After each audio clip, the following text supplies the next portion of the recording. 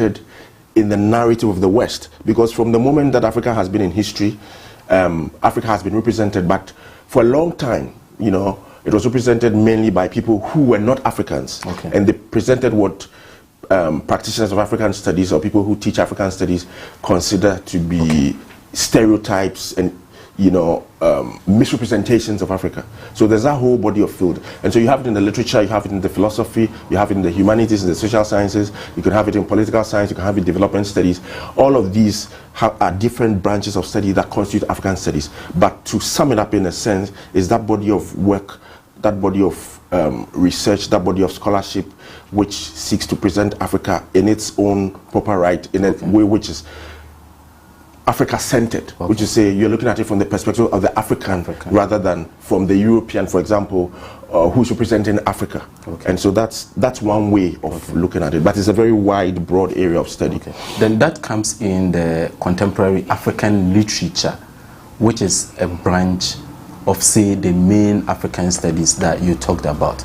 Yes. What does the contemporary African literature really say about Africa, or what does it seek to really do? Okay, one of the things that contemporary African literature seeks to do is very basic. You know, to show African life as it is. You can start typically with a novel like Things Fall Apart.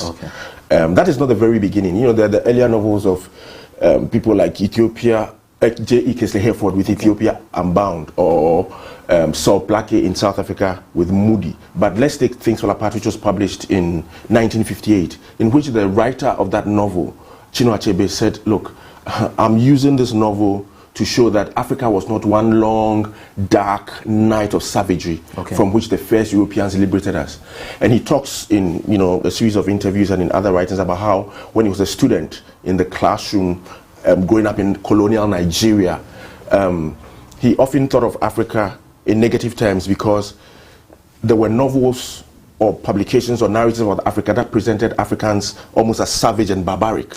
You know, so maybe examples would be something like Joseph Conrad's Heart of Darkness, which was published by, you know, a Polish person who became an English, you know, a Polish migrant who became an English, who's one of the most important figures in European literature, Heart of Darkness. Heart of Darkness, the title was meant to represent Africa because Africa was supposed to be a continent of darkness. So, for example, some professor of history called Hugh Trevor in Oxford, 1952 or 2, had said that Africa is a continent of darkness, and darkness is not a subject of history. You know, so people like Chinua Achebe came up with Things Fall Apart, saying, look, I'm going to write a story about Africa, about the Igbo people of Nigeria, about Africa, which will show that we were not savages, we were not brutes, we were not, you know, we were not uncivilized, we were not pagans.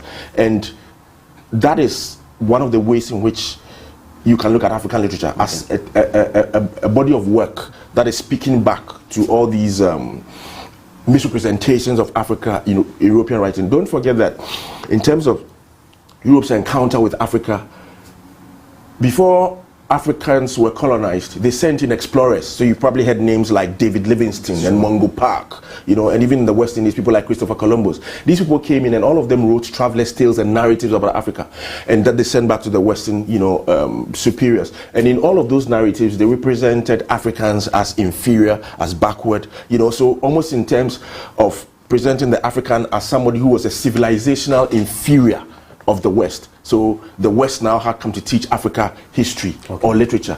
And one of the points that African literature is making is that we had our own literature long before we were colonized by Europe. Or we had a system. We had systems of worship. We had, you know, structures of society. We had different things that showed that we were a fully self-contained society. So African literature is engaged in something that we can also describe as a decolonizing project.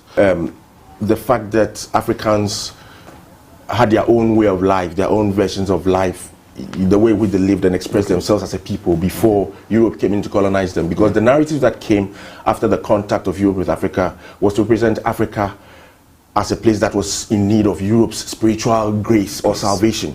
And these writers were trying to say that, no, that is not the case, you know. So, for example, in the novel Things Fall Apart, that was written in 1958 by Chinua Achebe, which is the most popular African novel worldwide, Things Fall Apart, at the very end of that narrative, there's a district commissioner. A district commissioner is somebody who comes into colonial Africa, who is a member of the administrative team of the dominant or the colonizing power.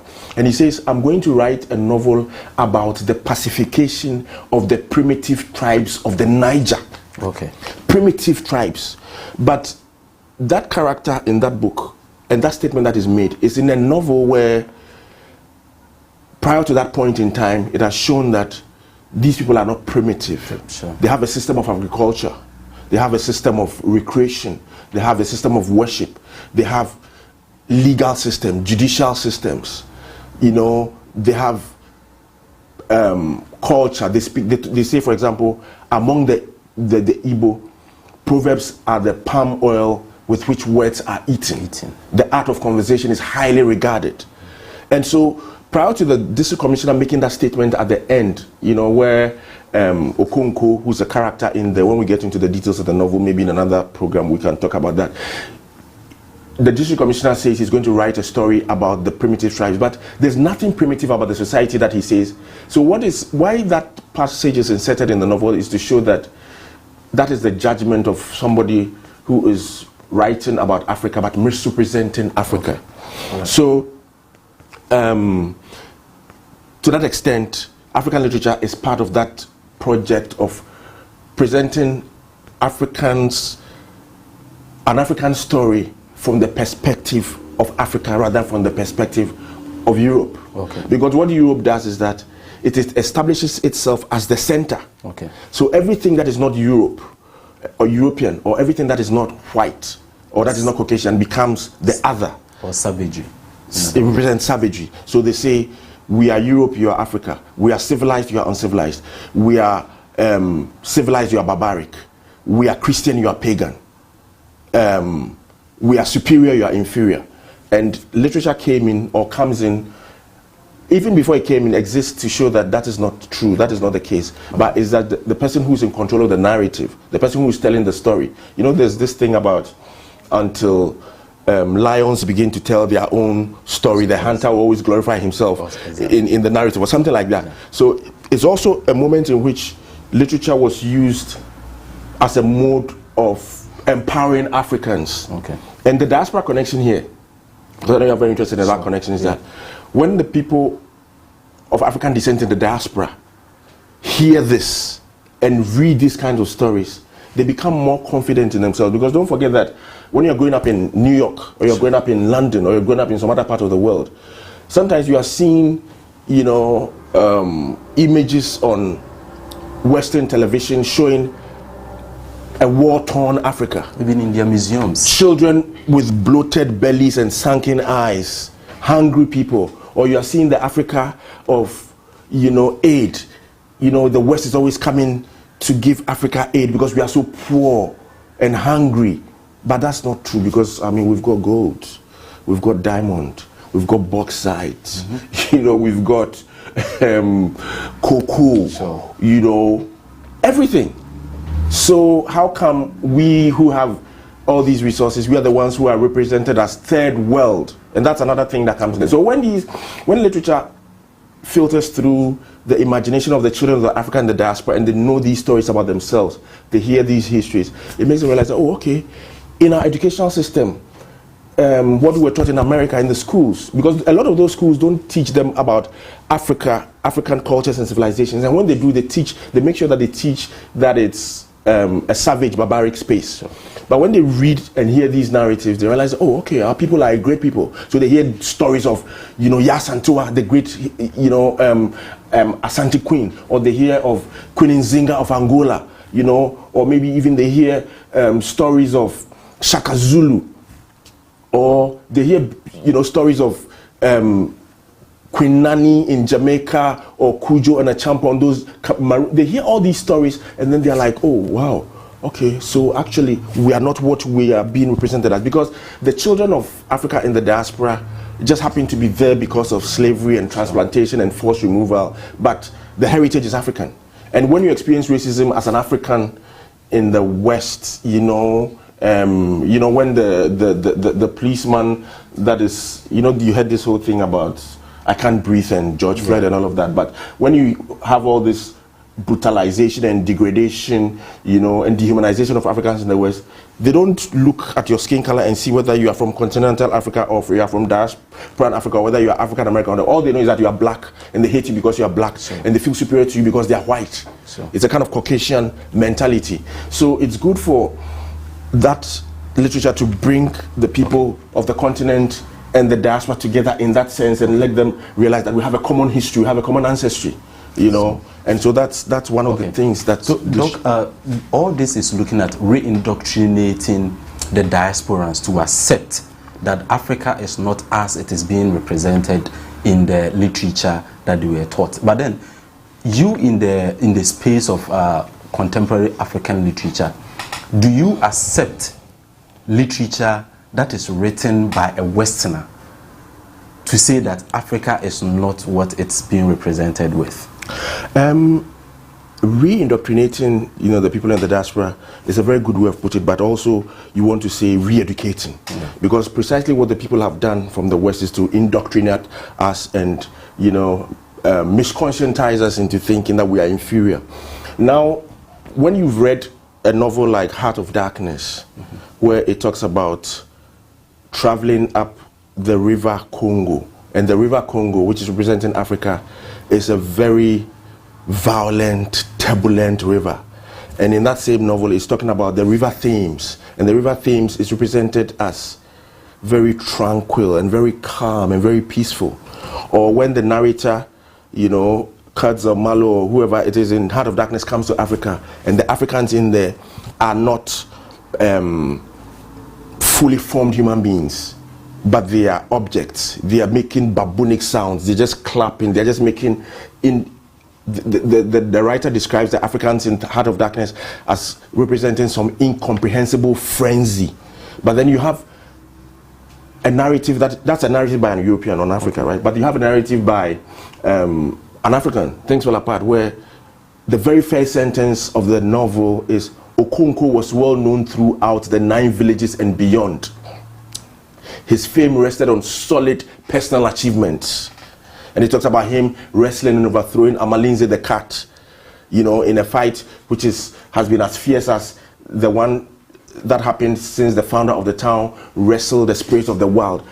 One novel is representing Africans as savage and barbaric. Another is representing an African who can be seen to be present in historical time, an African who's part of a community. You understand? And so, for that reason, you're not going to accept the narratives of Europeans on Africa. Even today, as we sit here, there's the Africa of Europe and there's the Africa of Africa. Okay. And in African studies, and when you interact with a lot of, European supremacists, let me put it that way, they always want to give you their version of Africa. And that's the version that they're comfortable with. They don't want to give you, or they are discomforted by the version of Africa that is coming from an African perspective. So it's that way. Okay. Right. The Africa that is exploited by Europe and the Africa that wants to assert itself to be independent. All right. We still have that even today. Okay. So I think we will go for a quick break, and when we come, we will talk about then what is the role of African writers in continuing this story of Africa. All right. So viewers, this is Diaspora Connect on AAU TV. We are looking at the exposure of the African diaspora through contemporary African literature. So we've been in discussion with Dr. Osei, who has been enlightening us on some of the issues relating to African literature and how the West has misrepresented Africa in ways that we need to change the narrative. Stay with us. We will come back very soon. Are you a fresh graduate from senior high school or a mature applicant? Thinking of a university to enroll in Ghana? Is it possible to get a university of high moral and discipline standard? Then look no further than the Presbyterian University College Ghana, where we believe in holistic education. We train the head, heart, and hands. We are a Christian university accredited by the National Accreditation Board Ghana and affiliated to the University of Ghana, Legon, KNUST, and University of Cape Coast. We offer instant employable programs such as physician assistantship, nursing, mathematics, rural and community development, environmental and natural resource management, business administration, social studies, business studies, information and communication technology, business economics, agribusiness, with experienced, innovative and disciplined lecturers to take care of students' needs in a conducive environment. Our campuses are located at Okuru Abetifi, Ekuapem Ekuropong, Asante Achim, Tema, and Kumasi. Wondering how to apply to the school? It's simple. You should have an entry requirement of WASI A1 to C6, SSSCE A to D, HND holder, GBC, and ABC holder. Mature applicants should be 25 years and above. Apply by purchasing an e-voucher at 100 Ghana Cedi from the following banks: Agricultural Development Bank, GCB Bank, Ecobank, HFC Bank, Prudential Bank, Unibank, Universal Merchant Bank, and Fidelity. Buy forms using Visa or MTN mobile money by visiting the school's website at www.presbyuniversity.edu.gh. Application forms may also be obtained at all college campuses, the Presbyterian Church of Ghana Head Office, Osukoku Hill, and all PCG offices throughout the country. Now you can walk confidently in the job market thanks to Presbyterian University College Ghana. Call us or visit our website for more info. Welcome back. This is Diaspora Connect. Doc, please, before we left off, I was bringing in the issue of what African writers have to do to shape the story. But before we go to that, let me quote this thing by a popular professor, that something he wrote about African and African literature. So he said that, and I quote, "I gave up African studies because I found it depressing. I was depressed both by what was happening to African people and by my inability even to explain it adequately, let alone do anything about it." First of all, do you find African history through literature, the way they portray Africa, do you find it depressing? And would you say that by what he's saying here, that African, and by my inability even to explain it adequately, does he speak about the inadequacies of African writers in terms of portraying Africans in literature? I think that the quotation has to be put in its broader context before we can know what exactly. But you can gather that perhaps the professor sounded exasperated about the fact that there was so much misrepresentation of Africa, and maybe he or she didn't even know where to start to begin to, redress the issue.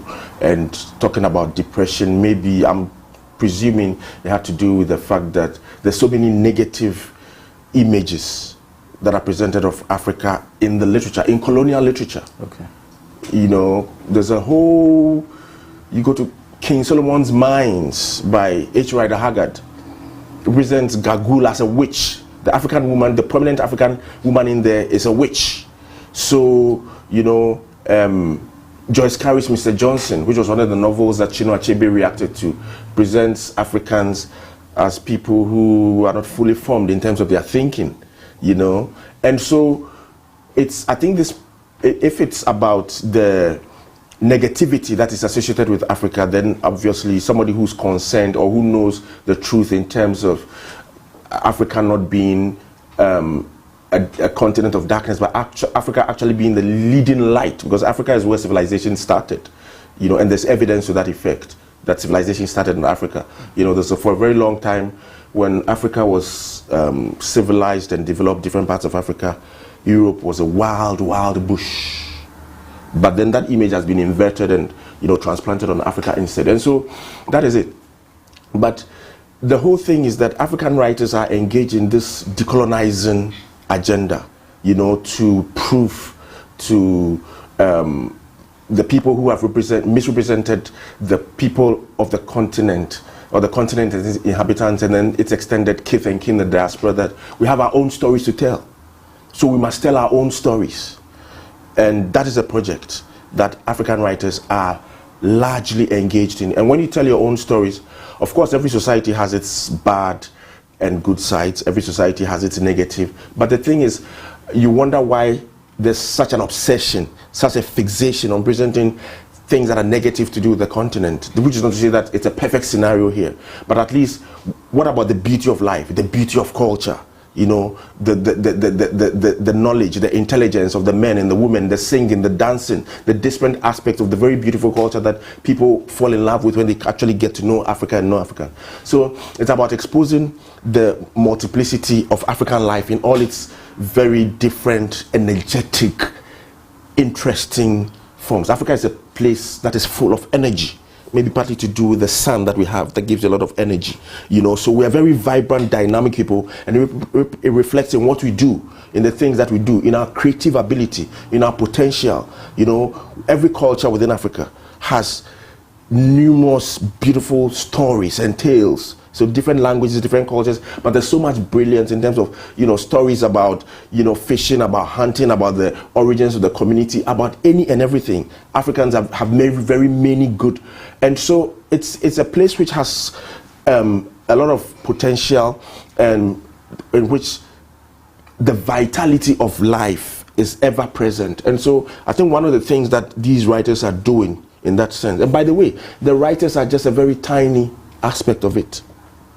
We get it through our music as well. Okay. You know, and let me give you an example. You have somebody like Christopher Columbus. If anybody knows about Christopher Columbus, the West celebrates Christopher Columbus as the founder of the New World. You know, the person who discovered, you know, the Spanish islands, you know, the Caribbean, you know, Jamaica, etc. But then you have people, storytellers, coming out of Africa in the form of reggae musicians. Sure. Christopher Columbus is a damn blasted liar. You know, he said he was the one who discovered Africa. I know 2 black men who were there before him. Or you have another one said, they never won Christopher Columbus in Italy. They never won Christopher Columbus in Spain. How come he come west in this land about that we? How come he come to take our own thief? And he actually calls Christopher Columbus a thief. And this is somebody who's actually a victim of European colonization and is presenting a story from his perspective. And so you realize that even not just the literature is just a part of our bigger narrative resource base. So even in our music, in our performance, in our drama, in our theater, you have all these counter narratives which are challenging and contesting the narratives of the West and of Europe that have represented Africans as inferior beings or as a place of an inferior civilization. You understand? But I don't think there's more work to be done. Okay. There's more work to be done in terms of that. If I listen to you, how you present the issues of how Africa has been misrepresented, it supposes to me that a lot of people are so passionate to tell the story of Africa in a way that will incite people to think that Africa is not what it has been misrepresented with. So in terms of our diasporans who are out there and they want to come back to Africa, already they've heard a lot about Africa in terms of how Africa is such a place that even if you come, the next day you will die of malaria or a disease. All those stories. And you know, these are stories that are told about Africa. And so as in literature, how do you portray all these things? How do you turn people's mind to think that there are a lot of opportunities in Africa for the diasporans to explore? You know, when you one of the ways in which this stereotyping of Africa, you know, as a place of sickness and death happens is through the media presently in the West. And they like to capture those parts. So, for example, if there's war in some part of the continent, they like to show, you know, people who are really suffering and all of that. But you see, the thing that our literature does is just to show the simplicity and the beauty of African life. And when you read the novels, whether they are criticizing the colonialist or whether they begin to talk about the problems that we had at independence, where we did not really become a free people, which is another part of the literature which we haven't touched on or not. You just see life going on normally in a beautiful space, in a beautiful place. And we have many works like that by, you know, different African writers from different parts of the continent. You know, you have the Amated, who's from Ghana. You have the Buche Machetes from Nigeria. You have the Ngugi wa Thiongos from Kenya. You know, you have the Bessie Heads from Southern Africa, Botswana, etc. There's a whole wide array. And even in the diaspora itself, you have people like Toni Morrison, you know, who's written Beloved, a novel about slavery, which has shown, you know, how slavery or the institution of slavery in America brutalized and dehumanized the people of African descent in there, and how they try to rebuild their lives, and the energy and the sense of strength which they do that. So our literature is also representing resistance. Sure. Because in that novel, in Toni Morrison's novel, and you know, this is something that we can do. We can have, we talked about part 2, we can actually have 100 parts. Because the literature is so broad and vast, so broad. we can keep on talking about it. But in that novel, for example, there's a character called Baby Suggs Holly, and when the people have suffered slavery so much, you know, they're in so much pain, she takes them to a space in the woods, in the clearing, where she tells them to love themselves, to love being black, to be proud, because yonder there, they don't love you. They would rather take out your heart or your eyes rather than. So, again, one of the things that literature does is that we've had people who have been community sustainers and community builders, people, men and women who have actually been with us through the struggle. And even if you take our independence struggle, the civil rights movement in America, you know, the Stokely Carmichaels, you know, the Harlem Renaissance, you know, the fact that people like Marcus Garvey and Du Bois, you know, talked about, Du Bois came and lived and worked in Ghana, you know, under Nkrumah, etc. The fact that you have people like Malcolm X, you know, the fact that you have people like Sojourner Truth, who were fighting over there, writing all these stories, you know, the Phyllis Wheatleys, you know, there's a whole tradition of writing which even within the diaspora, in terms of, let's use just the space of the New World, American New World, where they write, you know, people like Alice Walker, etc. Look, we black folk, you know, or people of African descent within the diaspora, we have our own ways of existence, and we're not going to be submerged by this white supremacist agenda. So, and it's very important, because when you have people like, you know, some presidents of America writing and representing Africa in very negative terms, using certain very derogatory words about us, those things, well, the continent might be experiencing some problems, but there's enough in our literature, there's enough in our past history to show that we are a very productive, useful, creative, glorious, well-established, organized society. And I'm talking here, when I talk about we, I'm talking about the collective, but also the different parts of the continent that have done that. There's also the fact that even before we came to be divided by these colonialists through, you know, colonial activity and the Berlin Conference, etc., we're kind of one people. So there are all of these things that are there. And so, and even right there in the diaspora, the ancient African presence in America, all these people who now call, you know, the people that maltreat the our African American sisters and brothers in America, and, you know, call them immigrants, etc. Africans were in there even before them. That's why you have books like They Came Before Columbus, the ancient African presence in America. The black people were in there before these people came. All these people, the descendants of Donald Trump and all those people, they were all immigrants once upon a time. In fact, they went in there and drove away the Indians. And everywhere that Europe has gone, Europeans have gone, or Euro-Americans or Caucasians, whatever, they've gone in there with force and brutality. That has not been the case. Africans have not done that to, you know, the West in the way that the West has done this to us. So when we tell our stories, show how civilized we are. When people like Sheikh Anta Diop talk about the African origin of civilization, or people like Avan Setiba talks about blacks in science, you know, or people like George James talk about the stolen legacy. Say Africa, Yewazui.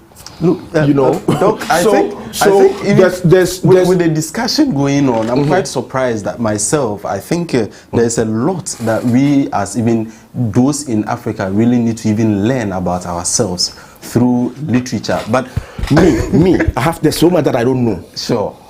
I may be sounding like I know, but there's so much that I don't know just because of the kind of educational system that we had. Sure.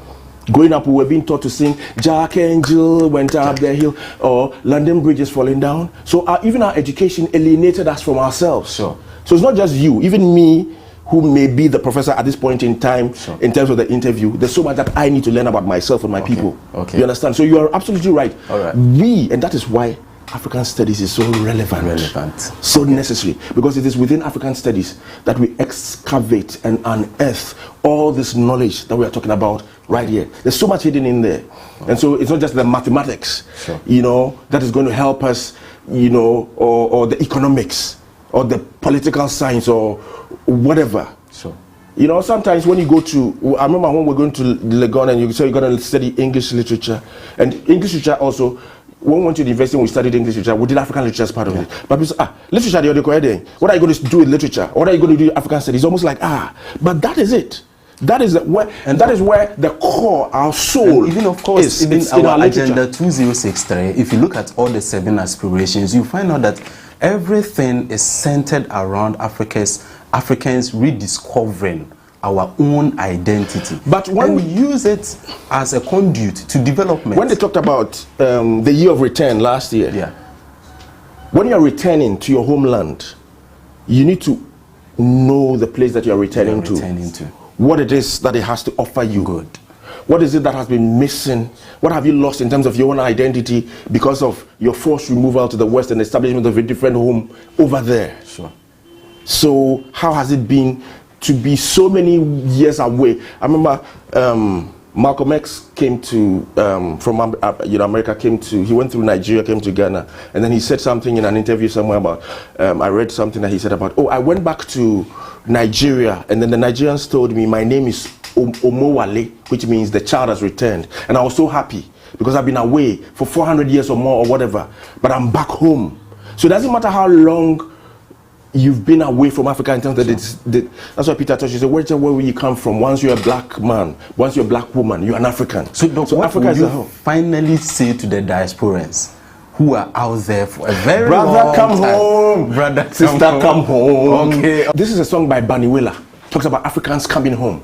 And people like Burning Sears speaking African teacher. So even within the diaspora, which has been a site of resistance, there are people who have knowledge about Africa and know what the continent has to offer. I mean, imagine what the continent would be like if we have, us in charge of ourselves rather than having people always determine for us what to do on our own space. Like I come in here today for this interview and I begin to tell you, Snyder, what to do. I mean, what's the meaning of that? You understand? I have to come and learn from you because this is your space. And that's what the power of our literature and our creativity, our creative arts and everything. And that's the sense of community and the sense of bonding that we have with the diaspora, that you have to come home and strengthen it. But also that process means unlearning a lot of the things. There's a play by Amata Edu called The Dilemma of a Ghost, in which Yuleli Rush, an African-American woman, marries Atoyosin and they come to Ghana. That play explores some of these issues about coming home.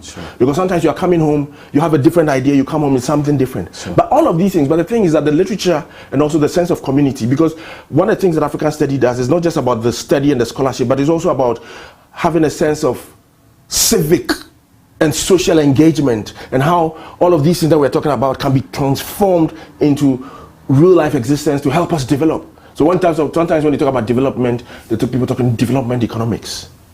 And it's all about that. And oftentimes they are reading the books by some professor who talks about some millennium. What about the Africans who know about development, who went through it? What about the Amilcar Cabrals, who was an agronomist in the whole of Guinea and Cape Verde, who studied his society and knew it that well? Well, what about, the different people, Steve Biko and others? What do they know about their own continent? And what does that, so there's a lot within our literature and, within our culture that can help us deal with the issues that we have to deal with as a people, on the continent, but also dispersed. And which will just make us stronger together. All right. Thank you very much, Doc, for this insight. I think, like you ended it, there is a lot that we need to learn when it comes to this. And I think this show alone cannot explore all the things. And I think it will be interesting that we delve into some of these books and then the lessons that it teaches us out there. And if you're in the diaspora, this is a call for you to come home. There is a lot and then you have to come home to experience all these things. This is Diaspora Connect. Our guest today was Dr. Kwadwo Osei Nyame Jr., who has given us a lot on the African literature and how we need to tell our story as Africans. I'm sure you enjoyed this show, and I'm sure you will stay with us in subsequent versions. Thank you for today. I was your host, Schneider Kweku Ankuma.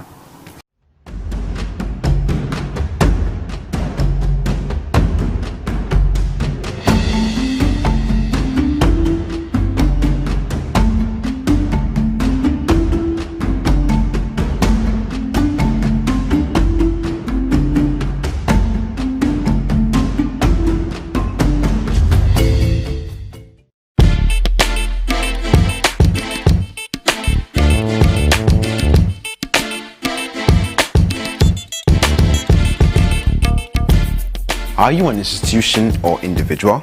Do you intend to organize a memorable event to be archived for future reference? Then look no further than AAU Studios, because it's your best bet with our spacious studio and state-of-the-art media equipment such as 4K Panasonic video cameras, KinoFlow lights, assorted microphones, live streaming equipment, among others. You are sure to get the best of productions. Visit us at Trinity Avenue, East Legon, adjacent the National Accreditation Board, or contact the AAU Studios via the following email addresses: info@aau.org, AAUTV@aau.org, or ransford@aau.org. Alternatively, you can call us on +233 244 736280.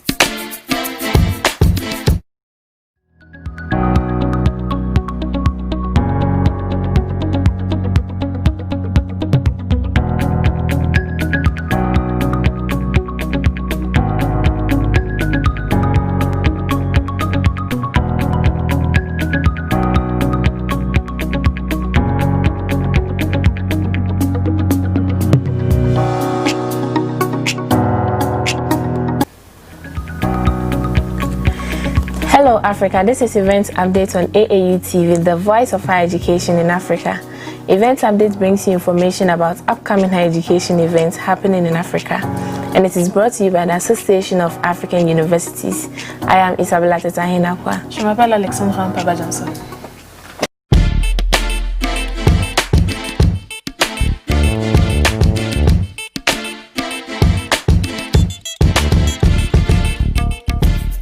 Are you an institution or individual? Do you intend to organize a memorable event to be archived for future reference? Then look no further than AAU Studios, because it's your best bet with our spacious studio and state-of-the-art media equipment such as 4K Panasonic video cameras, KinoFlow lights, assorted microphones, live streaming equipment, among others. You are sure to get the best of productions. Visit us at Trinity Avenue, East Legon, adjacent the National Accreditation Board, or contact the AAU Studios via the following email addresses: info@aau.org, AAUTV@aau.org, or ransford@aau.org. Alternatively, you can call us on +233 244 736280. The Association of African Universities, in collaboration with the African Union and the government of Ghana, is inviting all educational stakeholders to the first virtual AAU Academic Diaspora Homecoming, which is scheduled from 28th to 30th September 2020 on the theme, Advancing African and Diasporan Academic Relations. This homecoming is to strengthen collaboration and partnership among research and educational institutions of higher learning in Africa and the African diaspora to advance quality of education and general well-being of all persons of African descent. Sub-themes for the homecoming are role of the diaspora in higher education and innovation in Africa, strengthening relations between U.S. historically black colleges and universities and African universities, women of African descent in higher education, opportunities and challenges, as well as higher education, a panacea to racism and promoting social justice. Contact namo@aau.org or secgen@aau.org for more details. You can also call +1312 539 8473 or +141 029 27449 or +233 243 298464. L'Association des universités africaines, en collaboration avec l'Union africaine et le gouvernement du Ghana, invite toutes les parties prenantes de l'éducation au premier retour virtuel de la diaspora académique de l'AEA qui est prévu du 28 au 30 septembre 2020 sur le thème « Faire progresser les relations académiques africaines et diasporiques ». Ce retour aux sources vise à renforcer la collaboration et le partenariat entre les institutions de recherche et de l'enseignement supérieur en Afrique et dans la diaspora africaine pour faire progresser la qualité de l'éducation et le bien-être général de toutes les personnes d'ascendance africaine. Les sous-thèmes du retour sont le rôle de la diaspora dans l'enseignement supérieur et l'innovation en Afrique, le renforcement des relations entre les collèges et universités américains historiquement noirs et les universités africaines, les femmes d'ascendance africaine dans l'enseignement supérieur, opportunités et défis, ainsi que l'enseignement supérieur, une panacée contre le racisme et la promotion de la justice sociale. Contactez namo@aau.org ou setgen@aau.org pour plus de détails. Vous pouvez également appeler le plus 51 25 39 84 73 ou le plus 41 02 92 74 49 ou le plus 233 243 29 88 84 64 pour plus de détails. UNESCO is calling for proposal consultancy for the 14th triennial session of the joint ILO-UNESCO Committee of Experts on the application of the recommendations concerning teaching personnel on the theme, the future of the teaching profession. The proposal should specify the scope of the literature review and research, propose methods of data collection for addressing the themes and research questions, and how the information will be analyzed for generating insights for future policy and planning at various levels of the system, such as government, teacher education institutions, school leaders, teacher unions, and teachers, among others. Interested applicants must have advanced postgraduate degree in education, social sciences, international development, or other related field, at least 10 years of relevant professional experience and proven record of research, projects, and publications in one or more of the fields of teacher policy, teacher education and professional development, and other related fields. Proficiency in qualitative and quantitative data analysis, professional experience in the developing countries, fluency in both written or oral English is a requirement, as well as knowledge of another official UN language is an asset. Qualified applicants should submit their proposal and any supporting documents in English and presented in one single PDF file via email with ed/pls/3/2020/kiat as subject to Miss Sonia Guerrero at s.guerrero@unesco.org before 11th September 2020.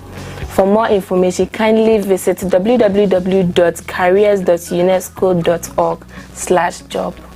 L'UNESCO lance un appel à proposition des consultants pour la 14e session triennale du comité conjoint OIT-UNESCO d'experts sur l'application des recommandations concernant le personnel enseignant, CEART, sur le thème l'avenir de la profession enseignante.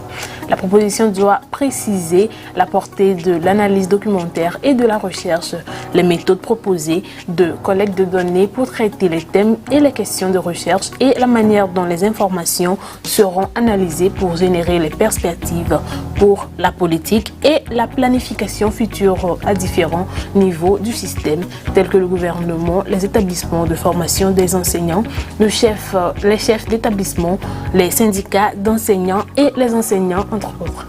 Les candidats intéressés doivent avoir un diplôme de 3e cycle supérieur en éducation, en sciences sociales, en développement international ou dans un autre domaine connexe. Au moins 10 ans d'expérience professionnelle pertinente et des antécédents avérés de recherche, de projets et de publication dans un ou plusieurs domaines de la politique des enseignants, de la formation et du développement professionnel des enseignants et dans d'autres domaines connexes. Une maîtrise de l'analyse des données qualitatives et quantitatives, une expérience professionnelle dans les pays en voie de développement et la maîtrise de l'anglais écrit et oral est une exigence et la connaissance d'une autre langue officielle de l'ONU est un atout. Les candidats qualifiés doivent soumettre leurs propositions et tous les documents justificatifs en anglais et présenter dans un seul fichier PDF par courriel avec ED-PLS-TED-2020-CERT sous réserve de Madame Sonia Guerriero à sguerriero@unesco.org avant le 11 septembre 2020. Pour plus d'informations, veuillez consulter www.kus.unesco.org/job. Applications are open for the DAD Climate Africa Postdoc Fellowship 2020 for Africans in Climate Research. This program, in cooperation with the Climate Competence Center, SASCAL and WASCAL, aims to foster application-oriented research results to tackle climate change in Southern and Western Africa. It also offers a platform for collaboration in thematic working groups composed for postdoctoral fellows and African alumni of German funding initiatives with expertise in the field of climate research. Interested applicants must be nationals of an African country, should be willing to contribute to the initiation and the coordination of alumni working groups, and should be willing to realize their project at a host institution in Western or Southern Africa. Kindly visit the link on your screen to apply, and for more information visit www.wascal.org or www.sascal.org. Les candidatures sont ouvertes pour la bourse DAD Climate Africa Postdoc 2020 pour les Africains en recherche climatique. Ce programme, en coopération avec les centres de compétences climatiques SASCAL et WASCAL, vise à promouvoir des résultats de recherche orientés vers les applications pour lutter contre le changement climatique en Afrique australe et occidentale. Il offre également une plateforme de collaboration au sein des groupes de travail thématiques composés de boursiers postdoctoraux et d'anciens élèves africains d'initiatives de financement allemandes ayant une expertise dans le domaine de la recherche sur le climat. Les candidats intéressés doivent être ressortissants d'un pays africain, doivent être prêts à contribuer à l'initiation et à la coordination des groupes de travail d'anciens élèves et doivent être prêts à réaliser leur projet dans une institution d'accueil en Afrique de l'Ouest ou du Sud. Veuillez visiter le lien sur votre écran pour postuler, et pour plus d'informations, visitez www.wascal.org ou www.sascal.org. Applications are open for the International Development Research Center IDRC Research Awards 2021. This award funds research in developing countries to promote growth, reduce poverty, and drive large-scale positive change. This call is open to Canadians, permanent residents of Canada, and citizens of developing countries who have recently completed or are currently enrolled in a master's or doctoral degree at a recognized university. The proposed research must focus on one or more developing countries. These awards may be part of an academic requirement, and the specific eligibility criteria of each research themes must be satisfied. Eligible applicants should visit www.idrc-crdi.smapply.io/prog/RAR to apply before 16 September 2020. And for more information, visit www.idrc.ca. Les candidatures sont ouvertes pour les bourses de recherche du Centre de recherche pour le développement international CRDI 2021. Ce prix finance la recherche dans les pays en développement pour promouvoir la croissance, réduire la pauvreté et susciter les changements positifs et à grande échelle. Cet appel est ouvert aux Canadiens, aux résidents permanents du Canada et aux citoyens de pays en voie de développement qui ont récemment terminé ou sont actuellement inscrits à une maîtrise ou un doctorat dans une université reconnue. La recherche proposée doit se concentrer sur un ou plusieurs pays en développement. Ces bourses peuvent faire partie d'une exigence académique et les critères d'éligibilité spécifiques de chaque thème de recherche doivent être satisfaits. Les candidats éligibles doivent visiter www.idrc-crdI.smapply.io/prog/RAR pour postuler avant le 16 septembre 2020, et pour plus d'informations, visitez www.idrc.ca.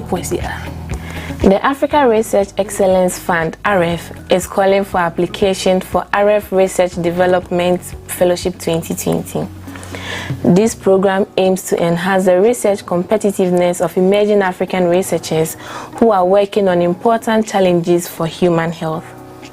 The fellowship is open to research-active postdoctoral scientists and clinicians who are nationals of and employed in sub-Saharan Africa and who were awarded their doctorate after May 2014. Clinicians without a doctorate but who have a research-relevant master's degree and at least 2 and up to 7 years active research experience are also encouraged to apply. Interested applicants are to download and fill the application form and email to fellowship.aref@aref-africa.org.uk before 23rd September 2020. Visit www.africaresearchexcellencefund.org.uk for more information. Africa Research Excellence Fund, AREF, lance un appel à candidature pour la bourse AREF Research Development 2020. Ce programme vise à améliorer la compétitivité de la recherche des chercheurs africains émergents qui travaillent sur des défis importants pour la santé humaine. La bourse est ouverte aux chercheurs et cliniciens postdoctoraux actifs qui sont ressortissants et employés en Afrique subsaharienne et qui ont obtenu leur doctorat après mai 2014. Cliniciens sans doctorat mais titulaires d'une maîtrise pertinente pour la recherche et au moins 2 et jusqu'à 7 ans d'expérience en recherche active sont également encouragés à postuler. Les candidats intéressés doivent télécharger et remplir le formulaire de candidature et envoyer un courriel à fellowships.aref@africa.org.uk avant le 23 septembre 2020. Visitez www.africaresearchexcellencefund.org.uk pour plus d'informations.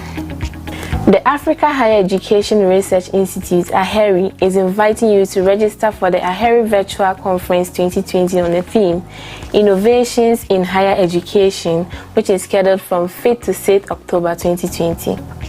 This conference will serve as a platform to learn from international and regional experts and industry stakeholders discussing the latest developments and issues in the global and regional higher education e-learning ecosystem, and the opportunity to participate with stakeholders from various sectors across Africa and the world in discussion on opportunities for improvement in digital literacy, legislation and governance, online teaching accreditation, infrastructure development and access, as well as funding and business continuity. Expected participants are university VCs, ICT and academic department heads, lecturers, students, higher education research institutions in Africa, education policymakers in multilateral and governmental agencies, as well as professionals and organizations interested in the e-learning industry and higher education. Kindly visit www.aheri.org to register and for more information.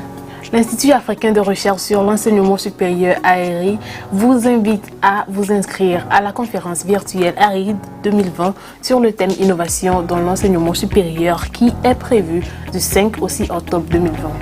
Cette conférence servira de plateforme pour apprendre des experts internationaux et régionaux et des acteurs de l'industrie qui discuteront des derniers développements et des enjeux de l'écosystème mondial et régional de l'enseignement supérieur en ligne. Et l'occasion de participer avec des parties prenantes de divers secteurs à travers l'Afrique et le monde dans des discussions sur les possibilités d'amélioration de la littératie numérique, la législation et la gouvernance d'accréditation de l'enseignement en ligne, le développement et l'accès de l'infrastructure ainsi que le financement de la continuité des activités.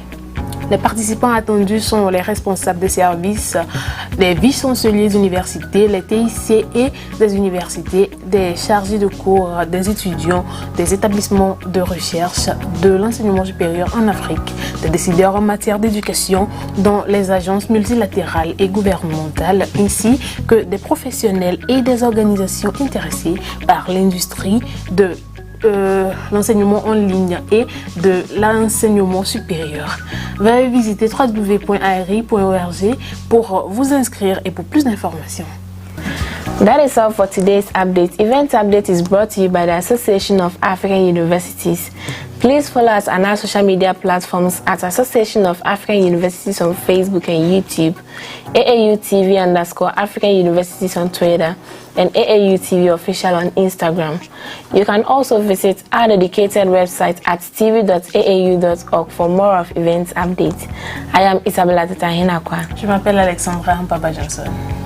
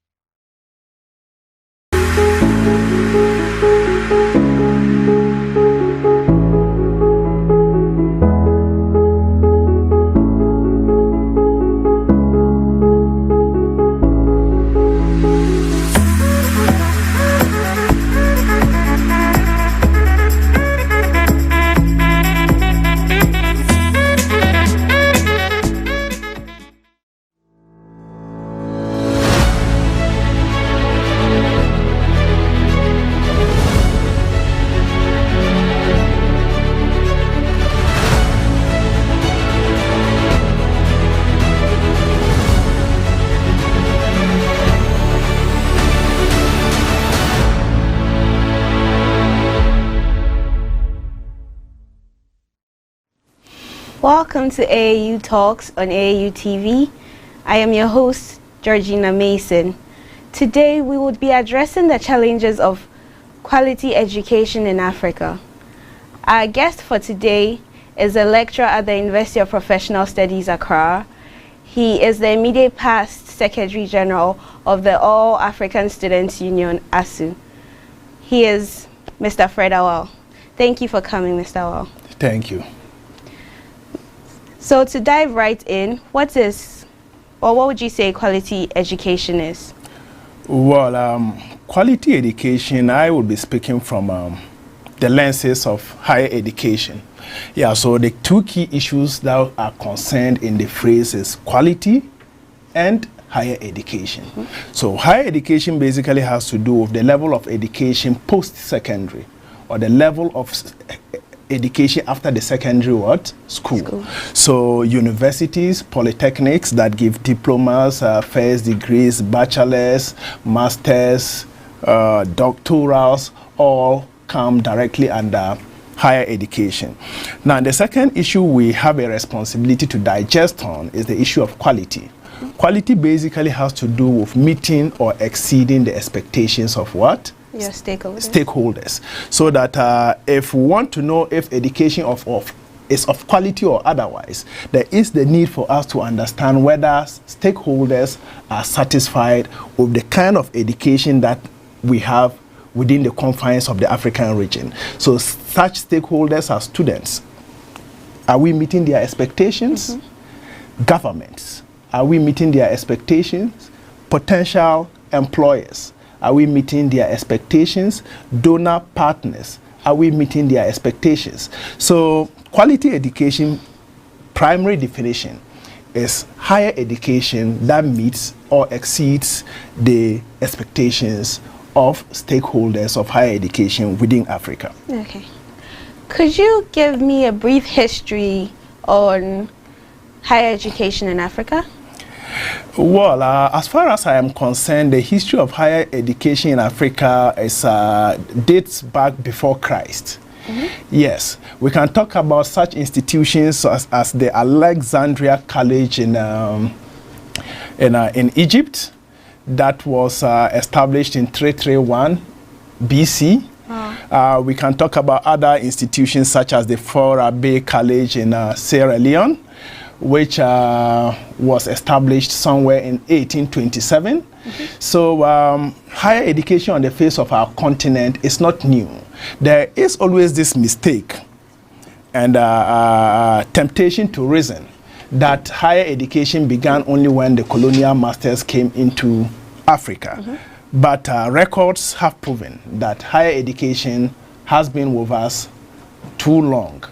And indeed, it is a product of building up on those structures and introducing new structures that constitute the current system of higher education that we are running as Africans. Okay, since our topic today is on challenges of quality education, could you also give me some history on challenges that we have faced in our higher education institutions? Well, higher education, just like a number of human endeavors, have seen a number of challenges elsewhere and in Africa. Particularly in Africa, I want to take us back to the 70s and 80s, where Africa was experiencing some level of economic downturn. Yeah, the entirety of the region of Africa had challenges, perhaps except for South Africa and some countries in the Northern African region. So because of these, a number of intervention measures were put in place to curb this downturn. One key strategy then was the structural adjustment program, which had a number of consequences. And one of such was the fact that African academics decided to leave our countries to seek greener pastures elsewhere. African governments did not have so much funds to invest into what? Our educational system. So educational budgets were cut to the minimum. Okay? Students were not getting the right facilities to study. So there were high incidences of strikes and demonstrations. So the real beginning of our challenges can be attributed to the economic downturns in the 70s and the 80s. And that is what has brought us to some of the challenges we're still facing today, although some level of improvements have been gained in Africa's higher education since the 70s and the 80s. Okay, so what are some of the challenges that we are facing now in our day today? Well, a number of challenges can be outlined. One of the key issues is the issue of access, access to higher education. So many African students who desire to go to African universities, unfortunately do not have access to get in there. It is either the university doesn't have the capacity to what? Absorb them, or that students do not even have funding to be able to enroll on university to some of these universities. Now, the works of Mba, in his works Challenges and Prospects of Africa's Higher Education, Mba in 2017 argued that only 5% of the people of the age brackets who want to go into university have access to what? University education across the continent of Africa, which is way less than the world average of 25%. Wow. Okay, so it is important to understand that one of the key or most cardinal challenge from my perspective is the issue of access, where African universities exist but do not have the capacity to absorb what? Students who have the requisite qualification to get into African universities. Would you say that is a cause of the economic downturns you mentioned earlier? Well, so that universities don't have enough educators in the school to accept enough students? No, absolutely no. It has nothing to do with the economic downturn. The economic downturns was a product of the 70s and the 80s. So we are done with that. Absolutely, and actually that actually gave way to some of the challenges that we still face today. But the issue of access, we can attribute it to funding, which is one other key element or problem of what? Higher education in Africa. So for instance, if a university can only take 1,000 students in an academic semester, it means that they have less what? Academic facilities. They have less lecturers. They have less research what? Facilities. And in that instance, there is no way they can absorb what? Persons who are willing and ready to study. So to curb the issue of access, there is the need for what? More funding to go into higher education. And that is one of the key challenges of what? Higher education that has been found. Because if there is no funding, you cannot improve academic infrastructure. You cannot improve research facilities. You cannot improve hostel facilities. You cannot improve the academic environment under which students are expected to what? To study. So indeed, access is one, and funding is another key challenge. There's also the issue of skill mismatch that has been attributed to Africa's higher education. Skill mismatch basically means that African education churns out students who are not able to what? Resolve the issues of industry, meaning their skill does not match with the requirements of what? Industry. So in that sense, you bring out graduates who cannot find jobs. Meanwhile, there are jobs. Do you understand? Yes. Meaning that your skill that you are, the skill that is given to you in school, it's not what society actually needs. So we complain of unemployment, yet industry also complains of students or graduates not being able to solve what? Industry problems. So there are jobs, graduates cannot what? Take advantage of them. And universities are also complaining that their graduates are not getting what? Jobs. So a number of researchers have looked at the issue of skill mismatch. One of such is Alabi and Mba 2012. They identified that 3 cardinal issues are associated with the issues of skill mismatch. One of them is unqualified faculty or lecturers. So if the lecturer does not have the skill, knowledge, and attitude needed to impart knowledge, it means that the content of what you take out will not represent what industry wants. The second is the issue of leadership. When universities do not have good what? Management or leadership, then tendencies are that at the end of the period, students would come out being products of a mismanaged university. And then the third is also the issue of resources. When universities do not have the resources to be able to what? Train students to be able to meet the demands of industry. Do you think a way to solve this might be if our institutions modify their course outlines so they teach what industry is actually requesting or needs? Well, that would aptly I would have discussed it. That is the issue of curriculum design. Now, curriculum design basically means what we are studying in school. What informs the design of our curriculum? That is a question that African higher educational institutions should be what? Asking themselves. Because a holistic curriculum design should involve such stakeholders as industry. Because majorly on the face of our continent, a lot of our graduates get out to work in what? Industry. So there is the need for feedback from industry so that would inform the kind of curriculum that we design. So that if industry says that these are the skills that are lacking in industry, you revise your curriculum to meet the demands of what? Industry. So it is one way that we can use to curb the issue of skill mismatch. And sometimes we recommend that industry should have talks on African campuses, like issues of programs that students have on campuses.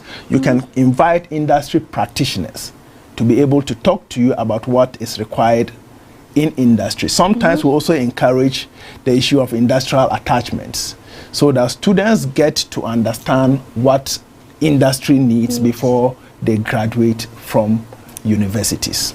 This in some way would help curb the issue of skill mismatch. So we would be going for a very short commercial break. Please stay tuned and join us later.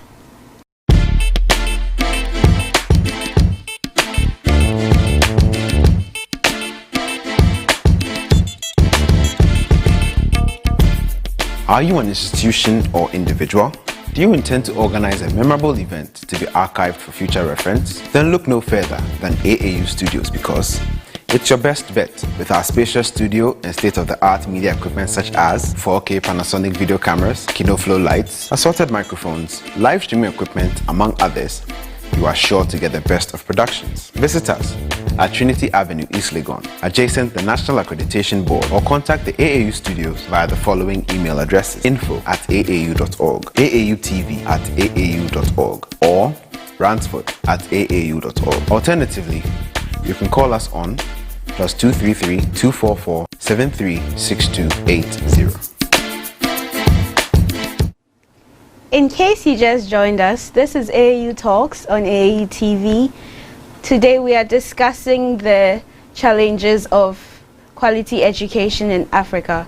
Our guest is Mr. Fred Awal. Please don't forget to give comments, like the video, and visit our Twitter page. Our Twitter handle is AAU_67.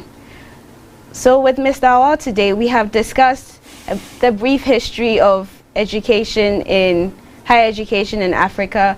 We've discussed some of our challenges that we have been facing, and we would like to discuss the rest. Mr. Awal, so what are the other challenges that we face in higher education? Well, I think one other key challenge which has to do with higher education on the face of our continent is the issue of credit transfers. Credit transfers basically means that if a student, for instance, in Nairobi University, is in level 200, and the parents are transferred to Addis Ababa, Ethiopia, and he has to move to them to the University of Addis Ababa. Now, African universities largely do not have a system that transfers what? Credit. So that University of Addis Ababa will be able to determine where he fits in and where he continues. And this is a very big challenge to our continent, given that a lot of students will want to move from one part of Africa to the other to study, or to continue their study based on where they have started. And much as this looks simple, there's even one other one which is difficult. That is moving from an Anglophone university to what? A Francophone.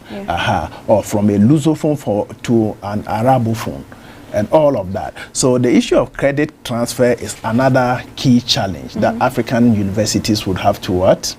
Address, because we are talking about a global Africa now, where a Kenyan should be free to move to Ghana, a Ghanaian should be free to move to Nigeria. So if universities across the continent do not have standardized guidelines, pertaining to how credits can be transferred from one university to another in this time and age, it is worrisome, because indeed Africans move to Europe to study, and one of the key issues that has to do with studies in Europe is the issue of getting one degree from 2 or 3 universities. I can cite the issue of Erasmus Mundus.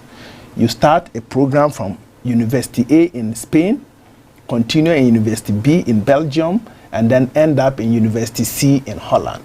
It means that there is a system that transfers your credit from what? One university to another. But I'm sure a lot of us studied within this African context, and at a given time you even want to move from one university in the same country to another, and there is no system of what?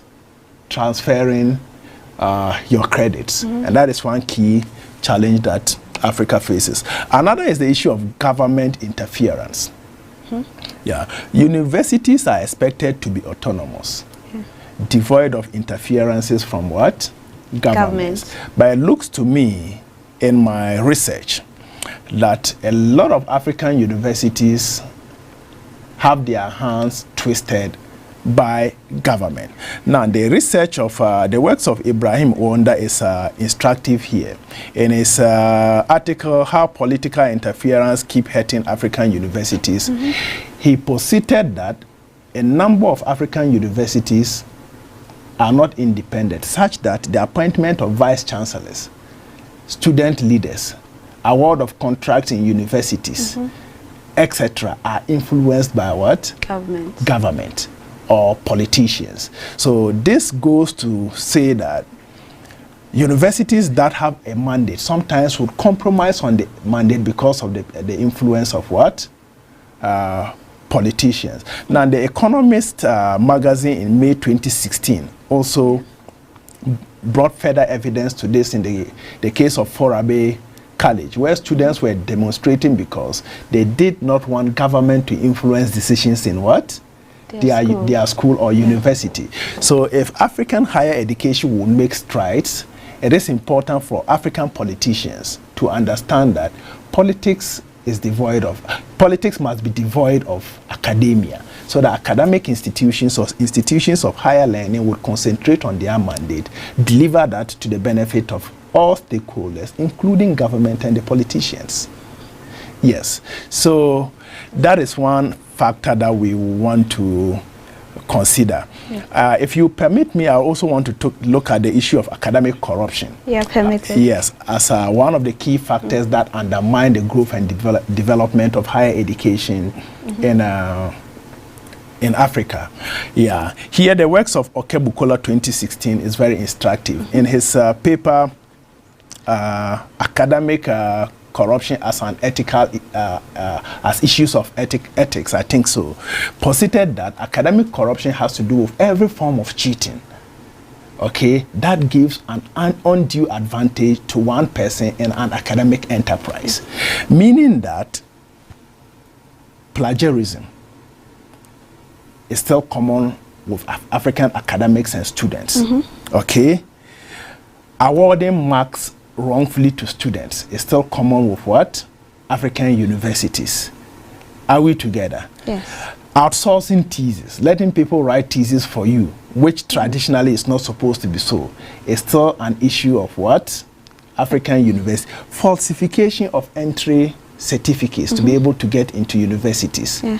Copying whilst in class, and a whole lot. Any of such compromises the standard of quality education on the face of our continent. And I think that to make a lot of gains, there is the need for us to look at all of these issues as problems or challenges that face higher education on the face of our continent. Okay. If you didn't see the video already, there's on AAU Talks, last time we had Mr. Awal here, we discussed academic corruption. So please go and check that video out on the Association of African University Facebook page. Thank you. Mr. Awal, so after giving us all these challenges, what is the way forward for Africa now? Well, a holistic way forward should be found, but for now, I think there are some other issues that I'll need to touch on. I think my former constituents may not forgive me if I don't touch on this particular problem that has to do with higher education. That's the issue of student unrests, strikes. Okay. Yes. Every higher educational institution has issues that have to do with timetables. Higher educational institutions work according to what? Timetables. Okay, so they have targets to achieve within a semester or a year. So if there are continual demonstrations and strikes, it affects the quality of teaching and education in African higher educational institutions. And these strikes are not only related to students. There are instances in higher educational institutions in Africa where academic staff also go on strike because their needs have not been met. Now, whilst I was still Secretary General of the All African Students Union, one of the key issues that I had to do advocacy on was the issue of what? Students, bridging the gap between students and management of universities. Reality remains that as long as students are seen as aliens in the university environment, that they are seen as children and are not brought together to discuss issues, their option would always remain what? Strikes and then unrest. So for instance, in 2013, there was an instance in Nigeria, Nasarawa State University, where some students were shut down for demonstrating. And the reality is that they were not demonstrating unjustly. They were demonstrating because they wanted electricity and water. So there must be a mechanism where students must be heard. And when they are heard and their genuine demands are catered for, then obviously the issue of what? Academic unrest would be minimal, and higher educational institutions would have a leeway to manage their institutions very well. The issue of technology also is a challenge to Africa's higher education. Mr. Hall, not to cut you short, but would you say that the unrest is caused by the fact that institutions see, they don't see themselves as providing a service, but rather as giving a commodity out? You see, the reality is that in Africa's higher educational system, there is this perception or mentality of a parent-child relationship. And that is a traditional concept of the African. Okay, so the lecturer sees the student as a son or daughter. Okay, and in the traditional African setting, sons and daughters only take instructions from what? Parents, hither to times back. And this concept has dragged itself into the higher educational arena, where university management a lot of times will just want to what? Take decisions for students without recourse to the contributions of the students. And indeed, with technology and the issue of modernization, students understand that they have a say in whatever environment they find themselves in, including higher education. So if you get them involved in decision-making processes, students would go out being advocates or ambassadors of the management of the institution in implementing such decisions. However, if you leave them out, they will resist it. And the biggest form of resistance that African students understand is the issue of strikes and demonstrations, because that is what will stop you to listen to them. So I think that strikes and resistances can be brought to a minimal if institutions of higher learning see students as key stakeholders and then involve them in the decision-making processes of higher educational institutions in Africa. But some institutions would say, I have an SRC, a Student Representative Council, so that is me doing my part. Would you agree with such institutions? By virtue of the fact of my previous work, I realized that the issue of representation in most higher educational institutions in Africa doesn't go beyond the SRC. Now, being SRC means that you are the mouthpiece of students, but when you are taking decisions pertaining the entire university, there is the need for students to be represented. I should say that some countries have done this very well. Countries like Ghana have done this very well. In almost all of the public universities in Ghana, SRC, or the Student Representative Council, is represented on what? The academic council of the universities. So they make decisions, they help in the decision-making process. So you realize that the issue of unrest in Ghana is somehow what? Minimal. It is not the same for a number of African universities. In so many African universities, students are not involved in decision-making what? Processes. So the case of Ghana, I should emphatically say that it is not even only at the SRC level. At the national level, the National Union of Ghana Students is represented in key decision-making platforms like the National Youth Authority, the Student Loan Trust Fund, the Ghana Educational Trust Fund, the Ghana AIDS Commission, amongst others. Do you understand? Yes. But this is not the case in other jurisdictions within Africa. Students are seen as isolated, and then there is this tendency to think that if you bring them in, they will disrupt the processes. But reality is that if you do not bring them in, the tendency to disrupt is higher, because if they do not understand the decisions that are going to be implemented, the leeway is to disrupt it.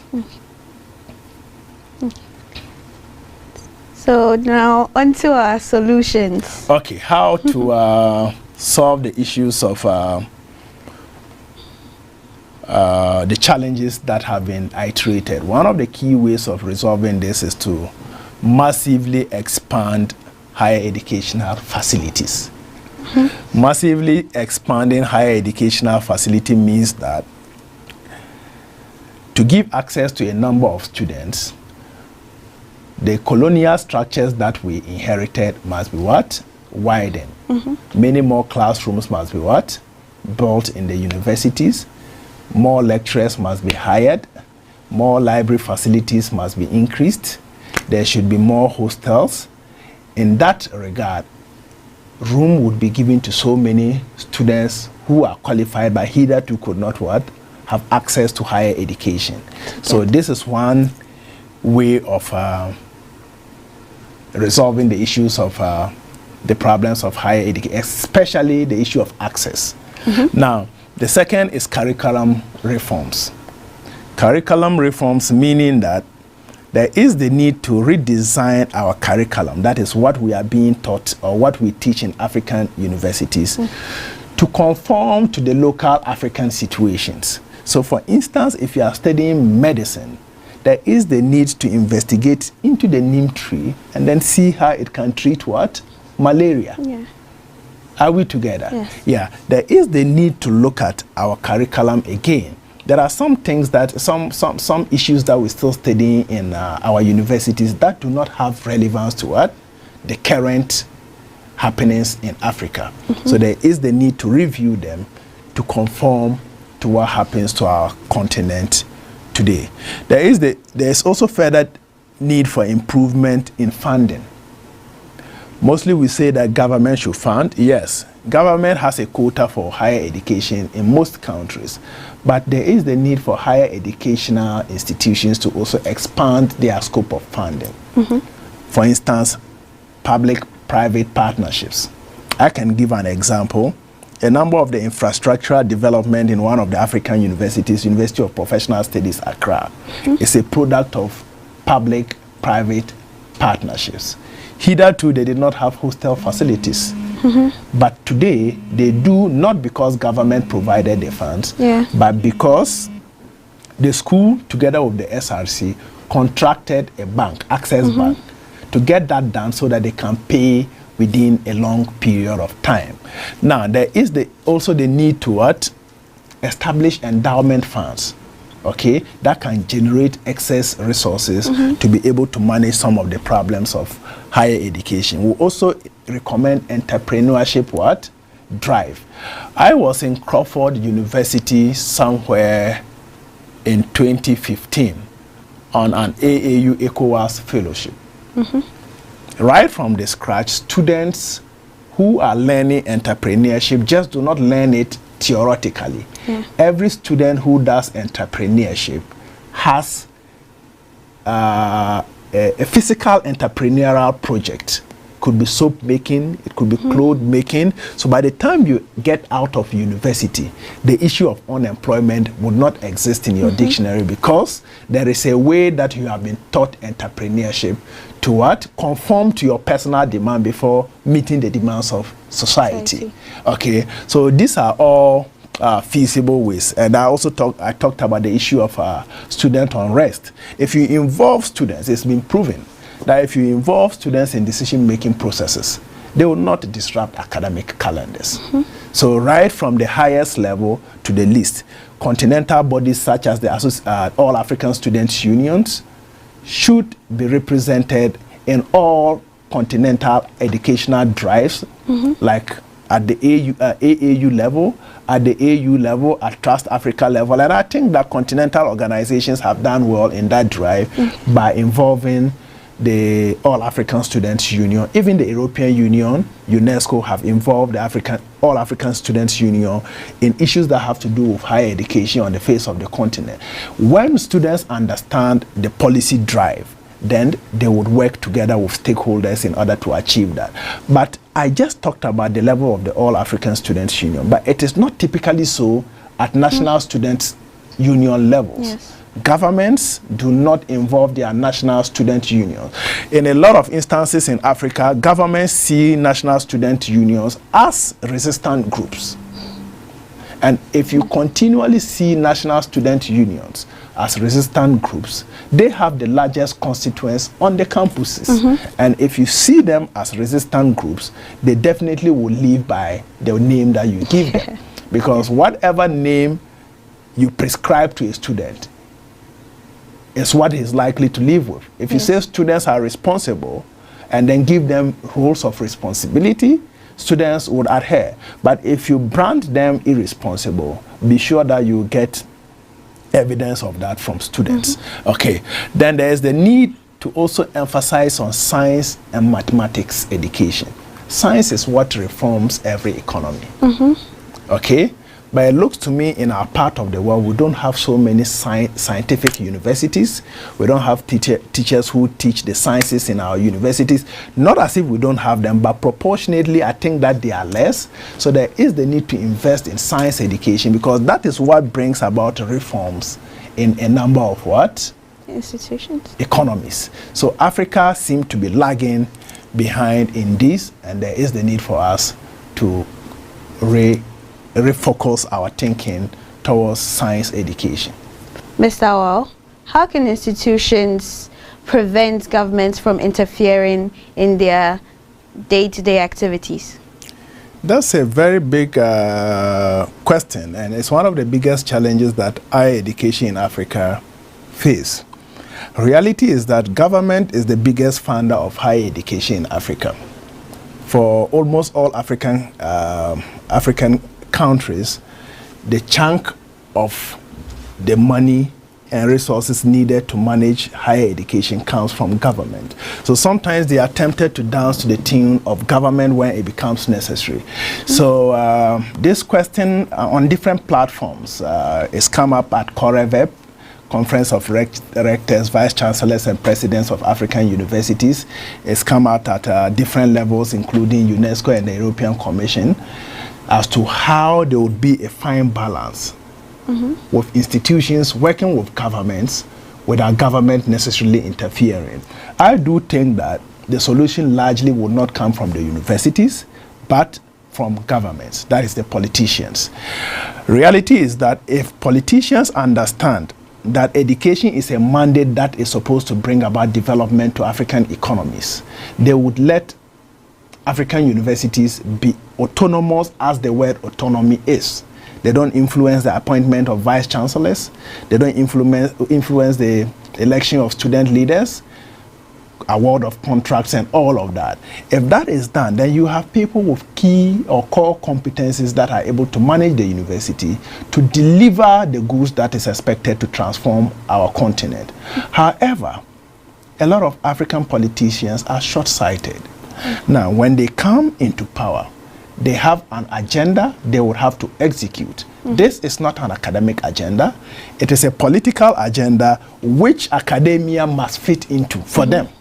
So a lot of time it is not the issue of the higher education practitioners, but it's an issue of the governments or the politicians. So I think that if there would be a solution, largely it will be from political lenses and not academic lenses.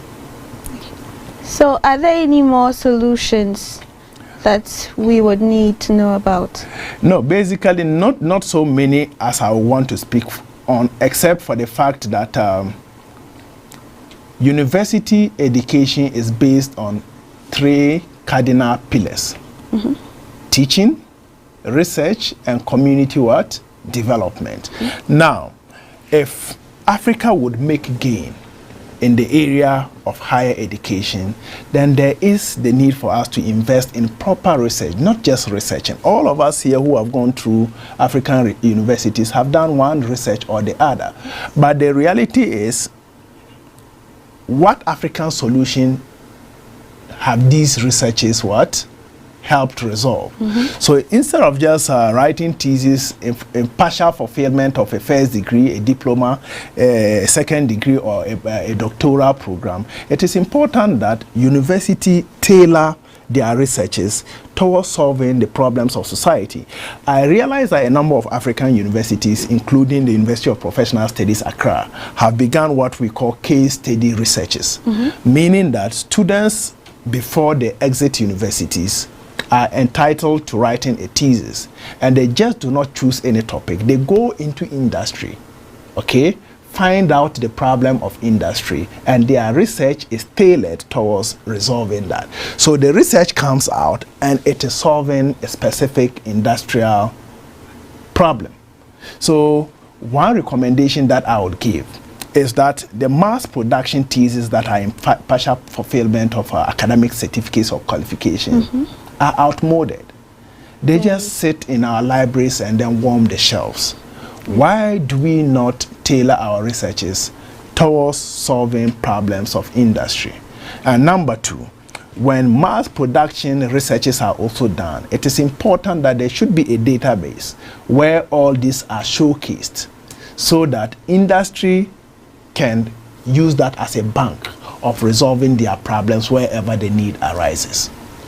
Yes, with regards to the database, AAU has the DATAT program that it runs, and that is one of the things that the DATAT program looks at solving. Mr. Wao, do you have any final words for our viewers today? Well, I think that the challenges of higher education are not limited to Africa.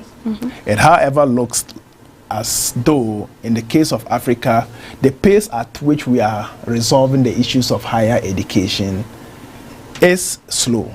So there is the need for some agency from all stakeholders, including students, practitioners of higher education, donor partners, academia, higher educational institutions, governments, and all. Also industry, so that we can catch up with what is happening in other jurisdictions in the world towards making higher education more meaningful to solving the problems of African economies. Okay. Thank you, Mr. Wao, for coming, and thank you, viewers, for tuning in.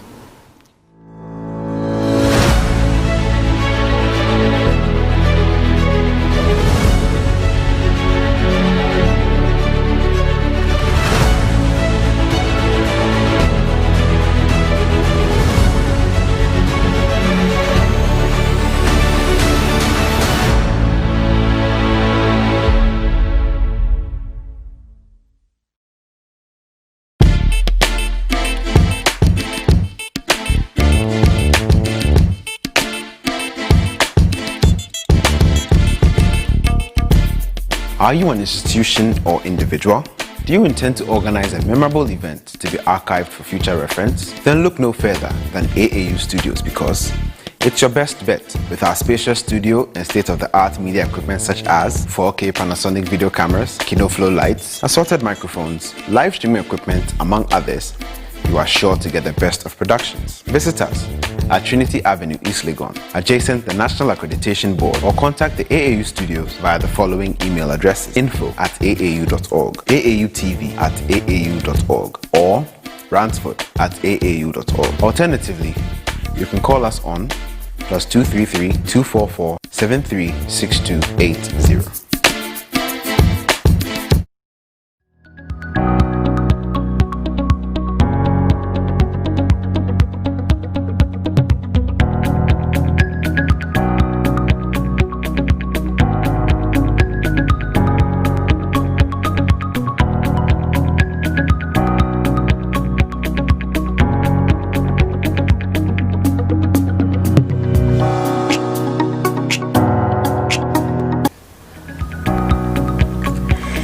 Hello Africa, this is Event Update on AAU TV, the voice of higher education in Africa. Event Update brings you information about upcoming higher education events happening in Africa, and it is brought to you by the Association of African Universities. I am Isabella Tetahinakwa. Je m'appelle Alexandra Mpaba Johnson.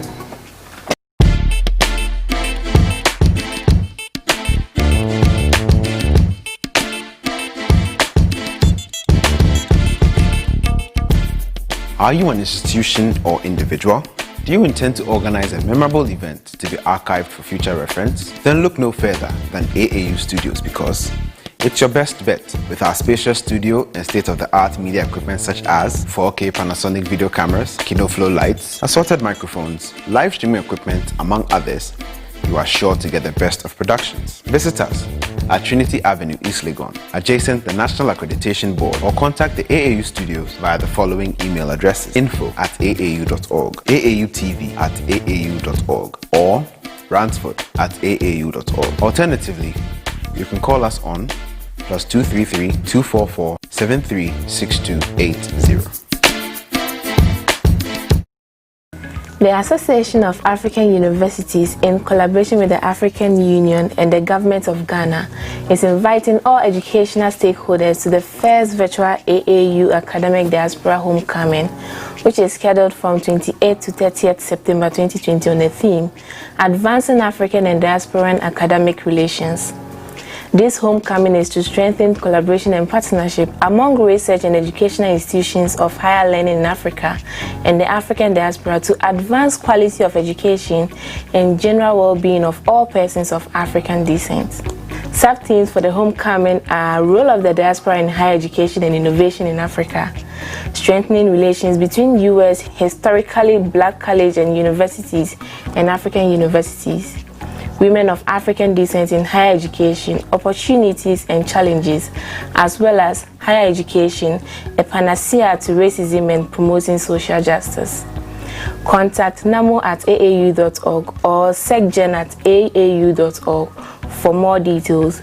You can also call +1312 539 8473 or +141 029 27449 or +233 243 298464. L'Association des universités africaines, en collaboration avec l'Union africaine et le gouvernement du Ghana, invite toutes les parties prenantes de l'éducation au premier retour virtuel de la diaspora académique de l'AEA qui est prévu du 28 au 30 septembre 2020 sur le thème « Faire progresser les relations académiques africaines et diasporiques ». Ce retour aux sources vise à renforcer la collaboration et le partenariat entre les institutions de recherche et de l'enseignement supérieur en Afrique et dans la diaspora africaine pour faire progresser la qualité de l'éducation et le bien-être général de toutes les personnes d'ascendance africaine. Les sous-thèmes du retour sont le rôle de la diaspora dans l'enseignement supérieur et l'innovation en Afrique, le renforcement des relations entre les collèges et universités américains historiquement noirs et les universités africaines, les femmes d'ascendance africaine dans l'enseignement supérieur, opportunités et défis, ainsi que l'enseignement supérieur, une panacée contre le racisme et la promotion de la justice sociale. Contactez namo@aau.org ou secgen@aau.org pour plus de détails.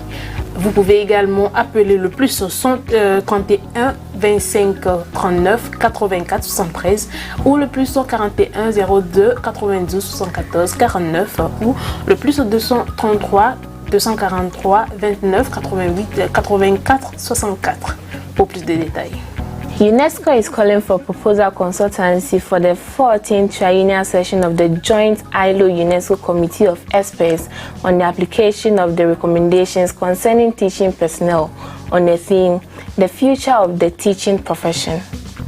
The proposal should specify the scope of the literature review and research, propose methods of data collection for addressing the themes and research questions, and how the information will be analyzed for generating insights for future policy and planning at various levels of the system, such as government, teacher education institutions, school leaders, teacher unions, and teachers, among others. Interested applicants must have advanced postgraduate degree in education, social sciences, international development, or other related field, at least 10 years of relevant professional experience and proven record of research, projects, and publications in one or more of the fields of teacher policy, teacher education and professional development, and other related fields. Proficiency in qualitative and quantitative data analysis, professional experience in the developing countries, fluency in both written or oral English is a requirement, as well as knowledge of another official UN language is an asset. Qualified applicants should submit their proposal and any supporting documents in English and presented in one single PDF file via email with ed/pls/3/2020/kiat as subject to Miss Sonia Guerrero at s.guerrero@unesco.org before 11th September 2020. For more information, kindly visit www.careers.unesco.org/job. L'UNESCO lance un appel à proposition des consultants pour la 14e session triennale du comité conjoint OIT-UNESCO d'experts sur l'application des recommandations concernant le personnel enseignant, CEART, sur le thème l'avenir de la profession enseignante. La proposition doit préciser la portée de l'analyse documentaire et de la recherche, les méthodes proposées de collecte de données pour traiter les thèmes et les questions de recherche et la manière dont les informations seront analysées pour générer les perspectives pour la politique et la planification future à différents niveaux du système, tels que le gouvernement, les établissements de formation des enseignants, les chefs d'établissement, les syndicats d'enseignants et les enseignants, entre autres. Les candidats intéressés doivent avoir un diplôme de 3e cycle supérieur en éducation, en sciences sociales, en développement international ou dans un autre domaine connexe. Au moins 10 ans d'expérience professionnelle pertinente et des antécédents avérés de recherche, de projet et de publication dans un ou plusieurs domaines de la politique des enseignants, de la formation et du développement professionnel des enseignants et dans d'autres domaines connexes. Une maîtrise de l'analyse des données qualitatives et quantitatives, une expérience professionnelle dans les pays en voie de développement et la maîtrise de l'anglais écrit et oral est une exigence et la connaissance d'une autre langue officielle de l'ONU est un atout. Les candidats qualifiés doivent soumettre leurs propositions et tous les documents justificatifs en anglais et présenter dans un seul fichier PDF par courriel avec ed-pls-ted-2020-cert sous réserve de Madame Sonia Guerriero asguerriero@unesco.org avant le 11 septembre 2020. Pour plus d'informations, veuillez consulter www.kus.unesco.org/job.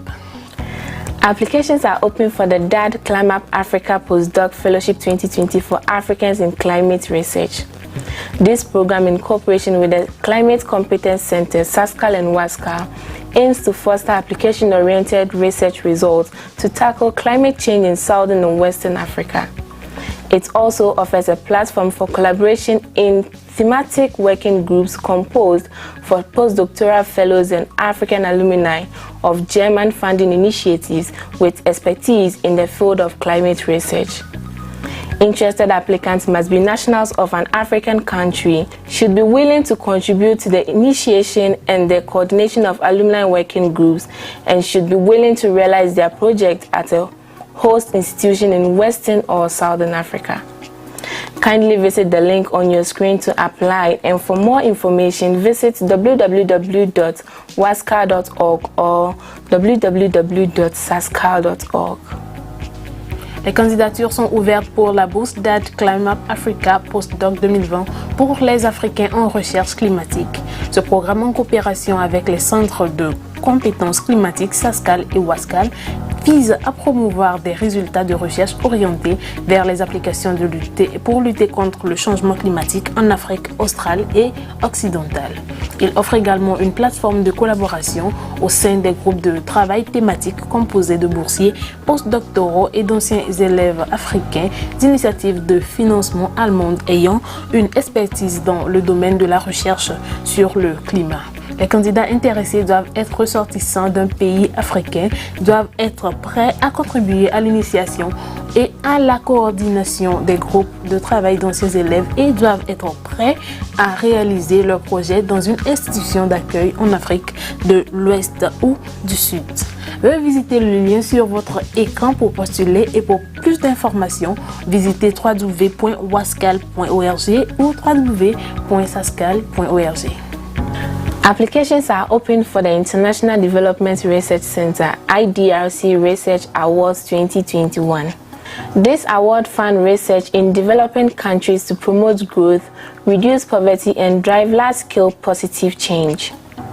This call is open to Canadians, permanent residents of Canada, and citizens of developing countries who have recently completed or are currently enrolled in a master's or doctoral degree at a recognized university.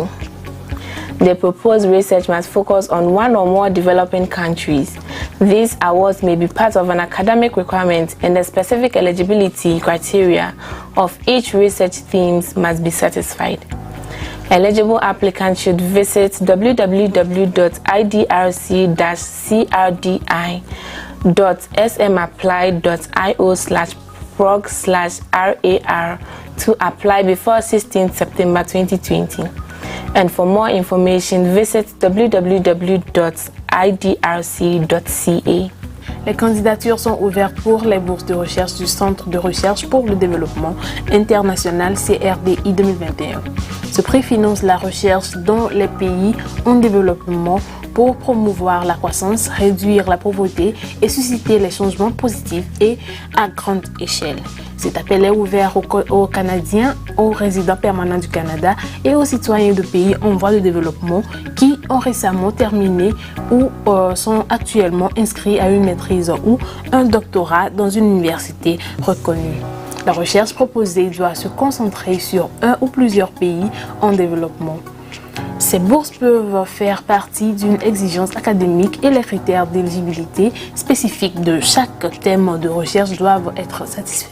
Les candidats éligibles doivent visiter www.idrc-crdI.smapply.io/prog/RAR pour postuler avant le 16 septembre 2020 et pour plus d'informations, visitez www.idrc.ca. The Africa Research Excellence Fund, AREF, is calling for application for AREF Research Development Fellowship 2020. This program aims to enhance the research competitiveness of emerging African researchers who are working on important challenges for human health. The fellowship is open to research active postdoctoral scientists and clinicians who are nationals of and employed in sub-Saharan Africa and who were awarded their doctorate after May 2014. Clinicians without a doctorate but who have a research-relevant master's degree and at least 2 and up to 7 years active research experience are also encouraged to apply. Interested applicants are to download and fill the application form and email to fellowship.aref@aref-africa.org.uk before 23rd September 2020. Visit www.africaresearchexcellencefund.org.uk for more information. Africa Research Excellence Fund, AREF, lance un appel à candidature pour la bourse AREF Research Development 2020. Ce programme vise à améliorer la compétitivité de la recherche des chercheurs africains émergents qui travaillent sur des défis importants pour la santé humaine. La bourse est ouverte aux chercheurs et cliniciens postdoctoraux actifs qui sont ressortissants et employés en Afrique subsaharienne et qui ont obtenu leur doctorat après mai 2014. Cliniciens sans doctorat mais titulaires d'une maîtrise pertinente pour la recherche et au moins 2 et jusqu'à 7 ans d'expérience en recherche active sont également encouragés à postuler. Les candidats intéressés doivent télécharger et remplir le formulaire de candidature et envoyer un courriel à fellowships.aref@aref-africa.org.uk avant le 23 septembre 2020. Visitez www.africaresearchexcellencefund.org.uk pour plus d'informations. The Africa Higher Education Research Institute, AHERI, is inviting you to register for the AHERI Virtual Conference 2020 on the theme, Innovations in Higher Education, which is scheduled from 5th to 6th October 2020. This conference will serve as a platform to learn from international and regional experts and industry stakeholders discussing the latest developments and issues in the global and regional higher education e-learning ecosystem, and the opportunity to participate with stakeholders from various sectors across Africa and the world in discussion on opportunities for improvement in digital literacy, legislation and governance, online teaching accreditation, infrastructure development and access, as well as funding and business continuity. Expected participants are university VCs, ICT and academic department heads, lecturers, students, higher education research institutions in Africa, education policymakers in multilateral and governmental agencies, as well as professionals and organizations interested in the e-learning industry and higher education. Kindly visit www.aheri.org to register and for more information. L'Institut africain de recherche sur l'enseignement supérieur ARI vous invite à vous inscrire à la conférence virtuelle ARI 2020 sur le thème Innovation dans l'enseignement supérieur qui est prévue du 5 au 6 octobre 2020. Cette conférence servira de plateforme pour apprendre des experts internationaux et régionaux et des acteurs de l'industrie qui discuteront des derniers développements et des enjeux de l'écosystème mondial et régional de l'enseignement supérieur en ligne. Et l'occasion de participer avec des parties prenantes de divers secteurs à travers l'Afrique et le monde dans des discussions sur les possibilités d'amélioration de la littératie numérique, la législation et la gouvernance d'accréditation de l'enseignement en ligne, le développement et l'accès de l'infrastructure ainsi que le financement de la continuité des activités. Les participants attendus sont les responsables des services, les vice-chanceliers d'universités, les TIC et des universités, des chargés de cours, des étudiants, des établissements de recherche, de l'enseignement supérieur en Afrique, des décideurs en matière d'éducation dans les agences multilatérales et gouvernementales, ainsi que des professionnels et des organisations intéressées par l'industrie de l'enseignement en ligne et de l'enseignement supérieur. Veuillez visiter www.ari.org pour vous inscrire et pour plus d'informations. That is all for today's update. Event Update is brought to you by the Association of African Universities. Please follow us on our social media platforms at Association of African Universities on Facebook and YouTube, AAU TV _ African Universities on Twitter, and AAU TV Official on Instagram. You can also visit our dedicated website at tv.aau.org for more of events updates. I am Isabella Tetahinakwa. Je m'appelle Alexandra Mpaba Johnson.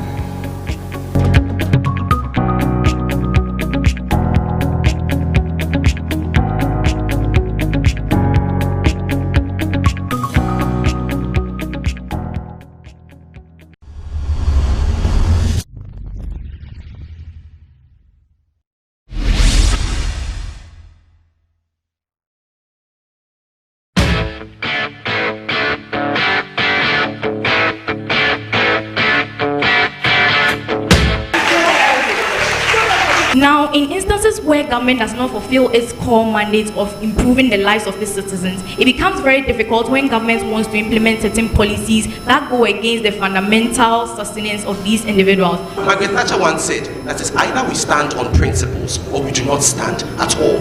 But we seem both, when we conferred, to be confused about whether you were actually speaking against the motion or for the motion.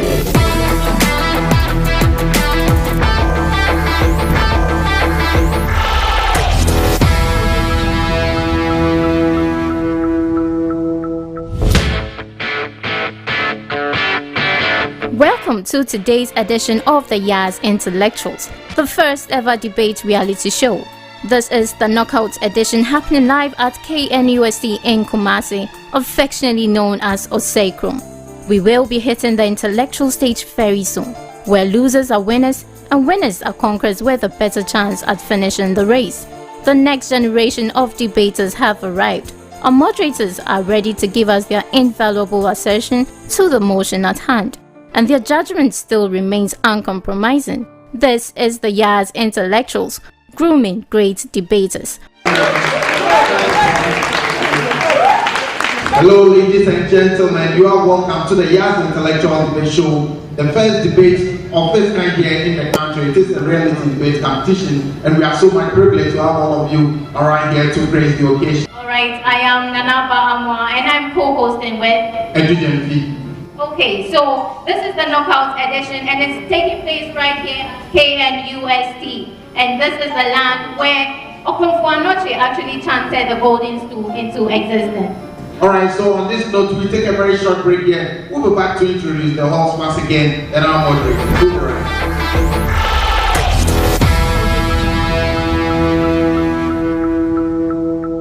21st century design. Made with durable materials.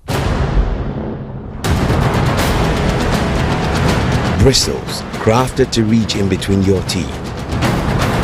Flexible. Allows easy control. Introducing Yaz range of toothbrushes. Made for every pocket. For bulk purchases, call 0302 23 5294. Yas Toothbrushes. Clean teeth, confident smile.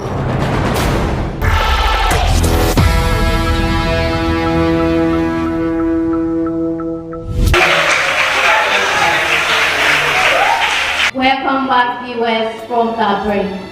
Alright, so today we have with us two fantastic halls who are going to represent their schools. And partner, what is the motion on which they are debating on? Okay, so before we talk about the motion, let's introduce the halls that will be taking part in the competition. First of all, we have Queen Elizabeth II Hall from the Farm Improvement Investor.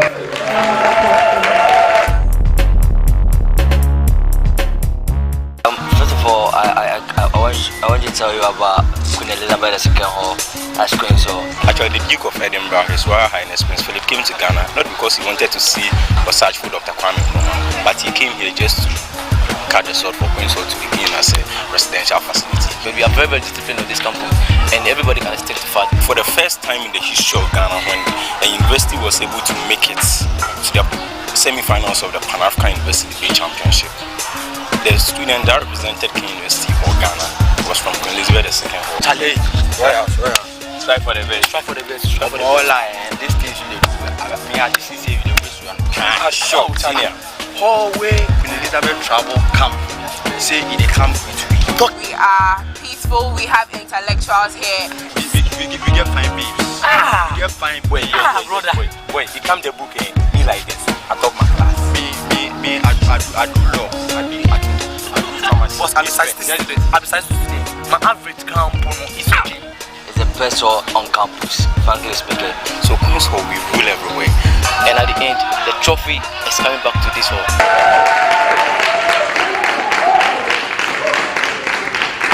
And again, we are coming up against Mensa Sabah from the University of Ghana.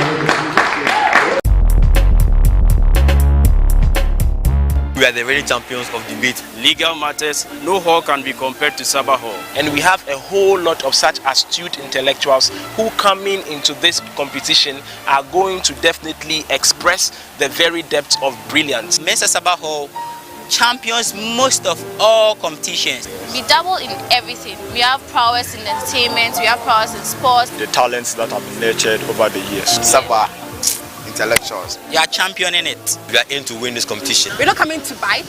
Right. We have Coco, we have we have all the fraternities. So we are the Vikings. Sabah is coming for the competition and we are coming with more fire. As Coco mates will say. Coco mates. Fire. Unity. Solidarity. Unity. Solidarity. Hey. For the motion, pavements and walkways have become mini markets for vendors. Driving them away without creating a market space for them is an exercise in futility, and that is the motion. That's another interesting motion. And of course, Queen Elizabeth II Hall will be speaking for the motion, and Mensa Sabah Hall will be speaking against the motion. Okay, so before the debate commences, we would like to acknowledge our moderators in the auditorium. Professor Gosti Alabi.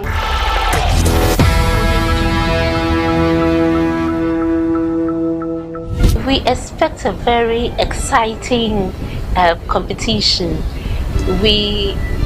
I in particular anticipate that it is very likely that the traditional halls like the Commonwealth Hall, the Katangas, the Marinas, the Custodians are going to come in very strongly with their support base, with their kind of culture and traditions to intimidate the young halls. But I expect that the young halls are going to put up a very, very strong competition. They must hold themselves together. They must surprise us because they should come in their numbers to surprise the traditional halls. We believe this is going to be a very, very exciting reality show that will generate a lot of interest. In terms of leadership, we'll be looking out of coordination and synergy and the teamwork, the flow between them, their ability to identify each other's strengths and make very good use of those strengths.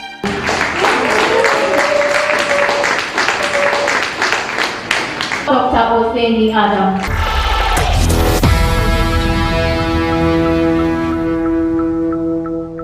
This is a very good venture, and it is going to unearth so many qualities of the students we have at the university level.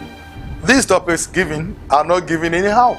They were carefully carved out, carefully selected, carefully really monitored, and carefully considered in terms of how beneficial it would be to the nation. And we know that at the end, something good will come to help the development of the nation.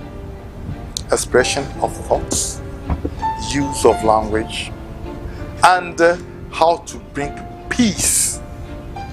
Because no nation without peace can ever develop. Okay, and this show is brought to you by Yas, producers of Hood Conflict and Hood Frosted Conflict. We are also supported by Capital O2. Now, a little advice to our debaters. When the bell is rung once, it means you have done a minute of your assertion. When it is rung twice, it means you have 2 minutes more to finish with your presentation. And when the bell is rung continuously, it means that the time for your presentation is up. Let us kindly desist from giving more presentations after the bell is rung. So on this note, we thank very much Queen Elizabeth II Hall and Mensa Sabah. Shall we give them a round of applause as they get ready to set up the motion? So speaking for the motion, we welcome Queen Elizabeth II Hall.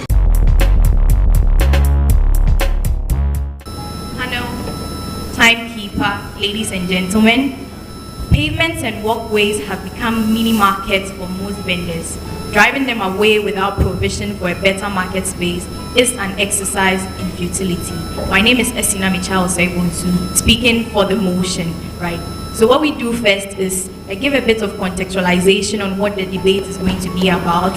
We analyze the nature of street vending, then we prove to you why driving street vendors off the street without providing them a better market space is an exercise in futility by the government, right? So an exercise in futility in today's debate is simply means something that is incapable of producing any useful result. In other words, something that is pointless or useless, right? So this debate is not about whether street vendors are a menace to society and whether government should drive them off the street. I think from the motion, it's pretty implied that this is about the way forward. Do we drive them off the streets by providing them a better market space, or we just drive them off the streets without any provision for any better market space, right? So those are the comparisons on which the debate will run today, right? And I think the underlying assumption in the debate is that this happens in a space where no alternatives exist. So it means governments drive people off the street without providing them a better market space as an alternative for their economic sustenance. And then even if these alternatives exist, it means these alternatives are not better for the current situation these people find themselves in, right? So now let's look at the nature of street vending. Street vending is an ancient and important occupation virtually found in every country and major city, right? They are associated with issues like congestion, health and safety risks, tax evasion, and the sale of shoddy merchandise, right? Ghana especially has a long history of legislations, both local and municipal regulations that are targeted at getting rid of street vendors. Example is the AMA bylaw in 1995 that strictly said street vending is unlawful and is strictly prohibited by the laws of the country. And then in 2005, there was a decongestion exercise, and over the years, there have been several special task forces that have been set up to get rid of these street vendors. Now, the most important question in this debate is, why is it that after all these years of these legislations, over decades, about 5 decades since the existence of these countries, street vending is still a menace in this country, right? And even after street vendors themselves especially know that their job poses a very great hazard to them, because then they are more likely to be the victims of road traffic accidents. Despite all these occupational hazards, the most important question, why is it that this exercise by government has proved futile all these years? We tell you it's because government tries to get these people off the streets without providing them an alternative market space for them to survive, right? So first argument as to why this is an exercise in futility, right?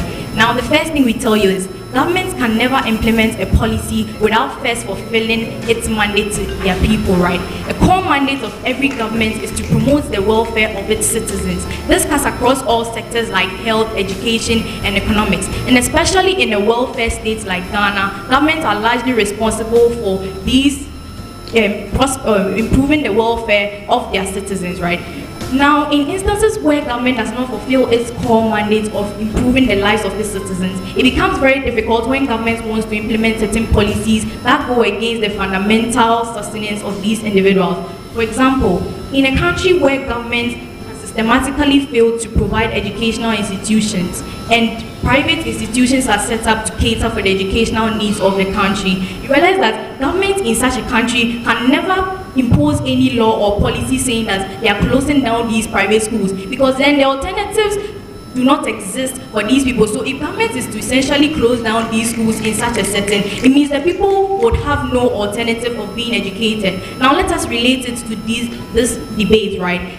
Economic prosperity of citizens is a core mandate of government. Government is supposed to make policies that make it easier for businesses to thrive, and government is supposed to, as much as possible, provide infrastructure for small-scale businesses to also thrive. Now, in the instance where especially these street vendors have been identified as a problem in these countries, and government wants to get them off the streets, what's the best way of getting them off the streets? First, ensure that you are providing them with a better market space as an alternative, which is first and foremost the core mandate of these people. If government does not fulfill its mandate, human beings will always find a way of sustaining themselves, and however they choose to do it, government cannot enforce any laws that says they shouldn't do it that way. So government can never, or the exercise of driving away street vendors will always prove futile in this country, because government is not fulfilling its mandate by providing them the necessary infrastructure, right? Now the second thing we argue is the lack of political will in this country especially, right?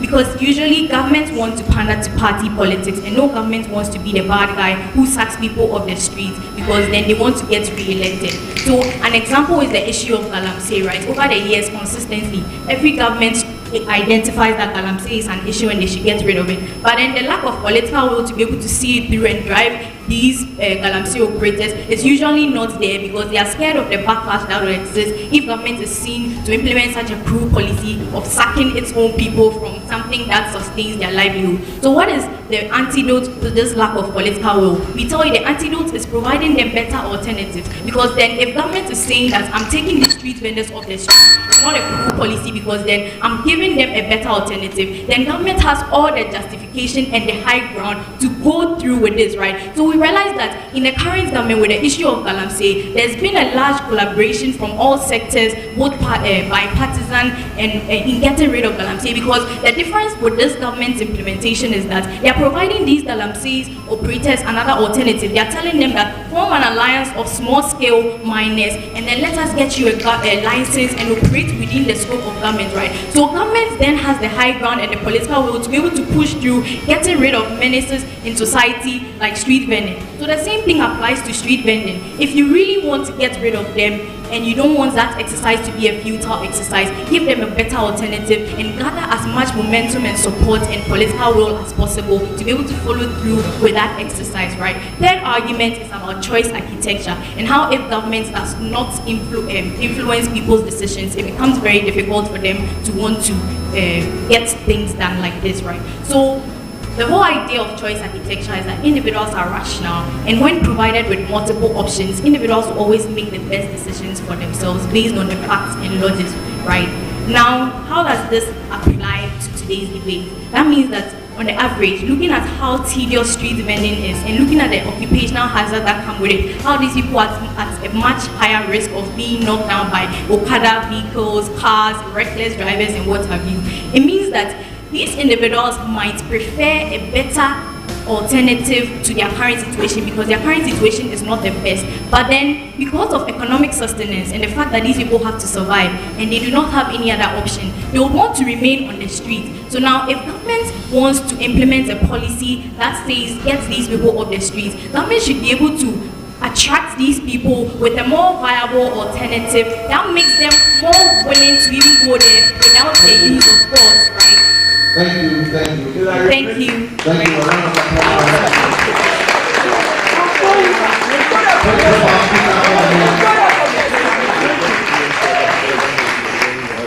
We now call on the principal speaker against the motion. Panel of judges, ladies and gentlemen, clearly our opponents misconstrued the tenets of this debate. The motion says, and I read, pavements and walkways have become mini markets for most vendors. Driving them away without provision for a better market space is an exercise in futility.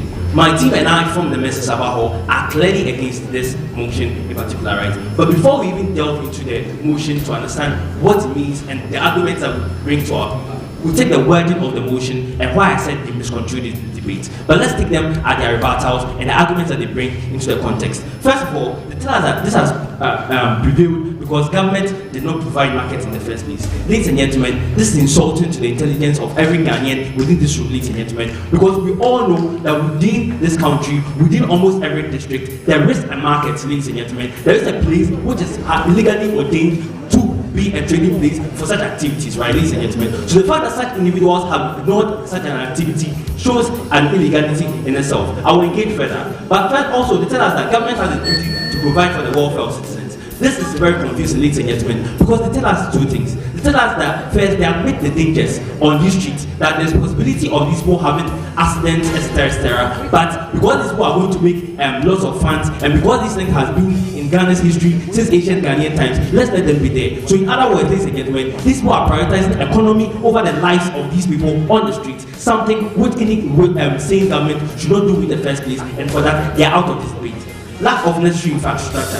Ladies and gentlemen, in the world, as I explained to you, why within every district in Ghana here, without reference to any document whatsoever, because this is a fact even a common child in Ghana knows, ladies and gentlemen, it is important that if there is such a place dedicated for trade, these individuals get there, and lack of it, they have intentionally neglected it. This is not a matter of choice, because and even if it's a matter of choice, ladies and gentlemen, we thought that these markets are within the confines of such areas. The individuals chose, and this is the very important reason, they chose based on their own reasons to stand out of such matters and such it doesn't play. Go on to the wording I was talking about. In the motion, ladies and gentlemen, there are keywords that we need to understand before we get to the elements of this, right? So we say driving them away, it connotes two things. One, that the action is sacking them is being undertaken by government.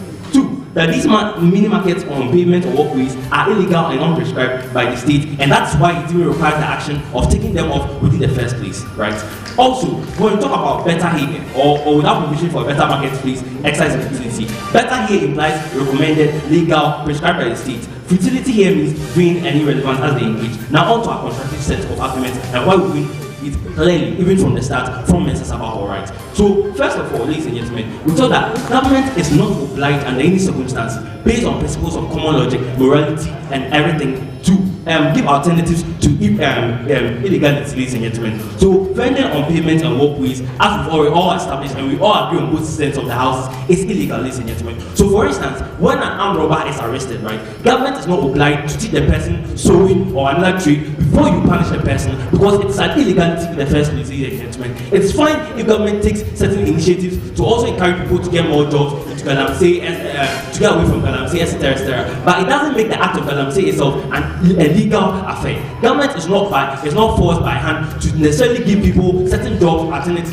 before the thing becomes a less bad thing or so. So as ladies and gentlemen, it's only wise and it's only prudent if government goes straight away to take these people off, right? It's not infertility. We'll explain this further. Also, there's been several instances, ladies and gentlemen, where even or as they fail to admit, like the case of Kanishi, for instance, ladies and gentlemen, since 1997, the Accra Metropolitan Assembly, through its task force and others, have tried to drive most of these street vendors away from there, but they end up coming there in the first place. So, ladies and gentlemen, two things, and we'll analyze for yourself which of them is futile. Taking them away and just building an alternative, would they have a choice whether to go to or not, or taking them away, ladies and gentlemen, and making sure that they do not return again to the place. That's exactly the argument that we bring to you from Mr. Saba, that taking them away from these places without giving them alternatives is far better, ladies and gentlemen, than taking them away and being weak on your structures, ladies and gentlemen, because that's the reason why we brings these people back in the first place. Monitoring and other things on these grounds are very low. So if people are not coming back because they do not have any alternative whatever, these people are motivated by greed, so-called high profitability, the fact that their customers are in the exact area and their customers may not be able to identify them within the set of markets, etc., etc. These people come because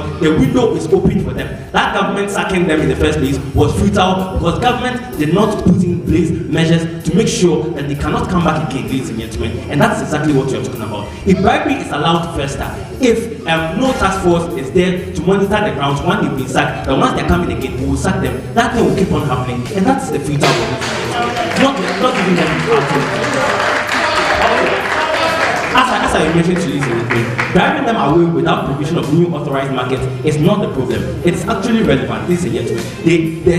They accepted from the very beginning of this debate that we are saving lives here, ladies and gentlemen. Congestion is a major issue in Africa. The accidents and lots of street, mind you, we all know that lots of street children are involved in street trade, etc., etc. Lots of lives are lost daily on our street, unaccounted for, because they are not people that are necessarily prominent whatsoever. Even while, ladies and gentlemen, we are losing our economy and we are going to become a very poor country, we thought that the lives of human beings trashes the economy any day. So whatever this informal sector brings to our revenue as a state, we are much more better if we respect the dignity of the lives of these citizens on the streets, right? Also, we thought that driving them away without proper monitoring mechanism to ensure that the place remains safe is one of the activities. And for this symbol, we are proud to report. Thank you.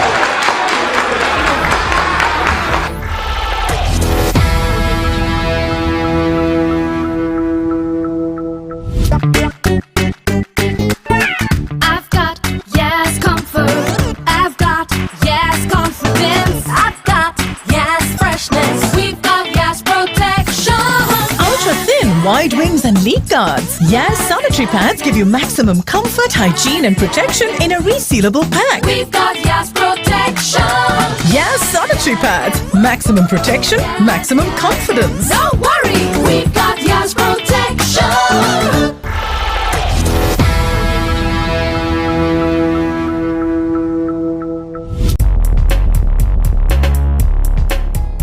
True judges, timekeeper, ladies and gentlemen. What this debate seeks to address is the futility of driving people away from their marketplaces when there exist no plausible alternatives. What Safo argues in his speech is why it is necessary to drive them away. The concession we make from this side of the house is that the driving away is something that has been happening over the years, as this now tells you in his speech, how the AMA continuously drives people away. But what she tells you is this, that there exists no political will to sack them because they'll always come back. Why? Because there exists no plausible alternatives. Two things that Safo tells you about his speech. One, the availability of markets. The kind of engagement we get from my side of the house is this. It is true, there could be true that markets are available, but there are a numerous number of problems that exist. One, many of them are congested. Two, the fares for hiring these market stores are too high. And number three, these market stores are too small for these people. The question is this, is there an alternative where there can be better markets for them? We say yes, I'll prove that to you in my analysis. The next thing he tells you about is the value of life. I'd engage that when I tell you about the doctrine, double effect. But first argument I bring to you as supporting speaker. One, an inaccessible market is no market at all. What I say is this, that the market is not just a place where you sell, It has to be a place where you sell and people can buy them. So when you go and put somebody in a secluded area where when he or she can market their wares, put them out there, but nobody comes to buy them, you're not having a marketplace, you just have a selling place. What then happens to the people? You do not get any money to put in your pocket. You do not have a subsistence for yourself. What we say from my side of the house is this: if you put people in a secluded place where there is no avenue for people to come and buy their wares, what they'll do is, because they are rational, they'll come back to the streets because they know that once somebody is sitting in a trotro passing by, you see my wares and buy them. That is rationality of human beings that Islam tells you in his speech. The next thing that I want to tell you about is how futile it is, and to prove more on the level of futility. We say the futility is this, and this is how double effect comes into this debate. Whenever you propose a solution to a problem, and the kind of problems that that solution brings far outweighs the problems that you exist when you propose that solution, it is morally wrong and morally bankrupt. This is why. Because when you sack people from the marketplace without giving them plausible alternatives, they will not go to the market because, one, the stores are too small, two, because the costs are too high, they cannot buy them, they cannot buy these stores or rent these stores. But secondly, you push them into social vices like stealing, prostitution, and the likes. In conservative African societies like Ghana, this is morally wrong, it's morally reprehensible, it is something that we cannot buy from this side of the house. But the next thing that Islam talks to you about is choice architecture, and this is how civil disobedience plays. The concession we make is this: that it is true that these things are illegal. Islam tells you about an AMA Act that was supposed to combat this, but this is not working. Why? Because of civil disobedience. We say in a situation where people are constrained by the pursuit of prosperity, shackled by government's inability to provide better opportunities for them, forced to find a subsistence for themselves in a society, have nobody but yourself, is it morally justified to break the law to make a subsistence? Because obviously, when you decide not to break the law, what you do is that you engage in subsistence, like the subsistence of engaging in prostitution and the likes. But when you don't break the law, the best thing, or like the best case scenario, is that you get some money for yourself. Which one is better? Getting money for yourself where you do not provide a direct harm to a third party, stealing, going out there and engaging in armed robbery, going out there and engaging in prostitution. We say that the latter is morally bankrupt. The former is what we provide from side government, and we are proud to continue. But all in all, what have we said from my side of the house? 6 arguments in totality. 1, where states have decided not to provide welfare systems that are adequate for people, then it is morally right for people to make a subsistence for themselves. The second thing is how there exists no political will for government to be able to sack them because they want to pander to electorate and make sure that they get re-elected in the next election. The third thing is choice architecture, where states are supposed to provide accessible markets for people. Because if you provide accessible market where people can readily come and buy from them, everybody, because they are rational, will find a place in these stores. The fourth thing that we bring to you is about how an inaccessible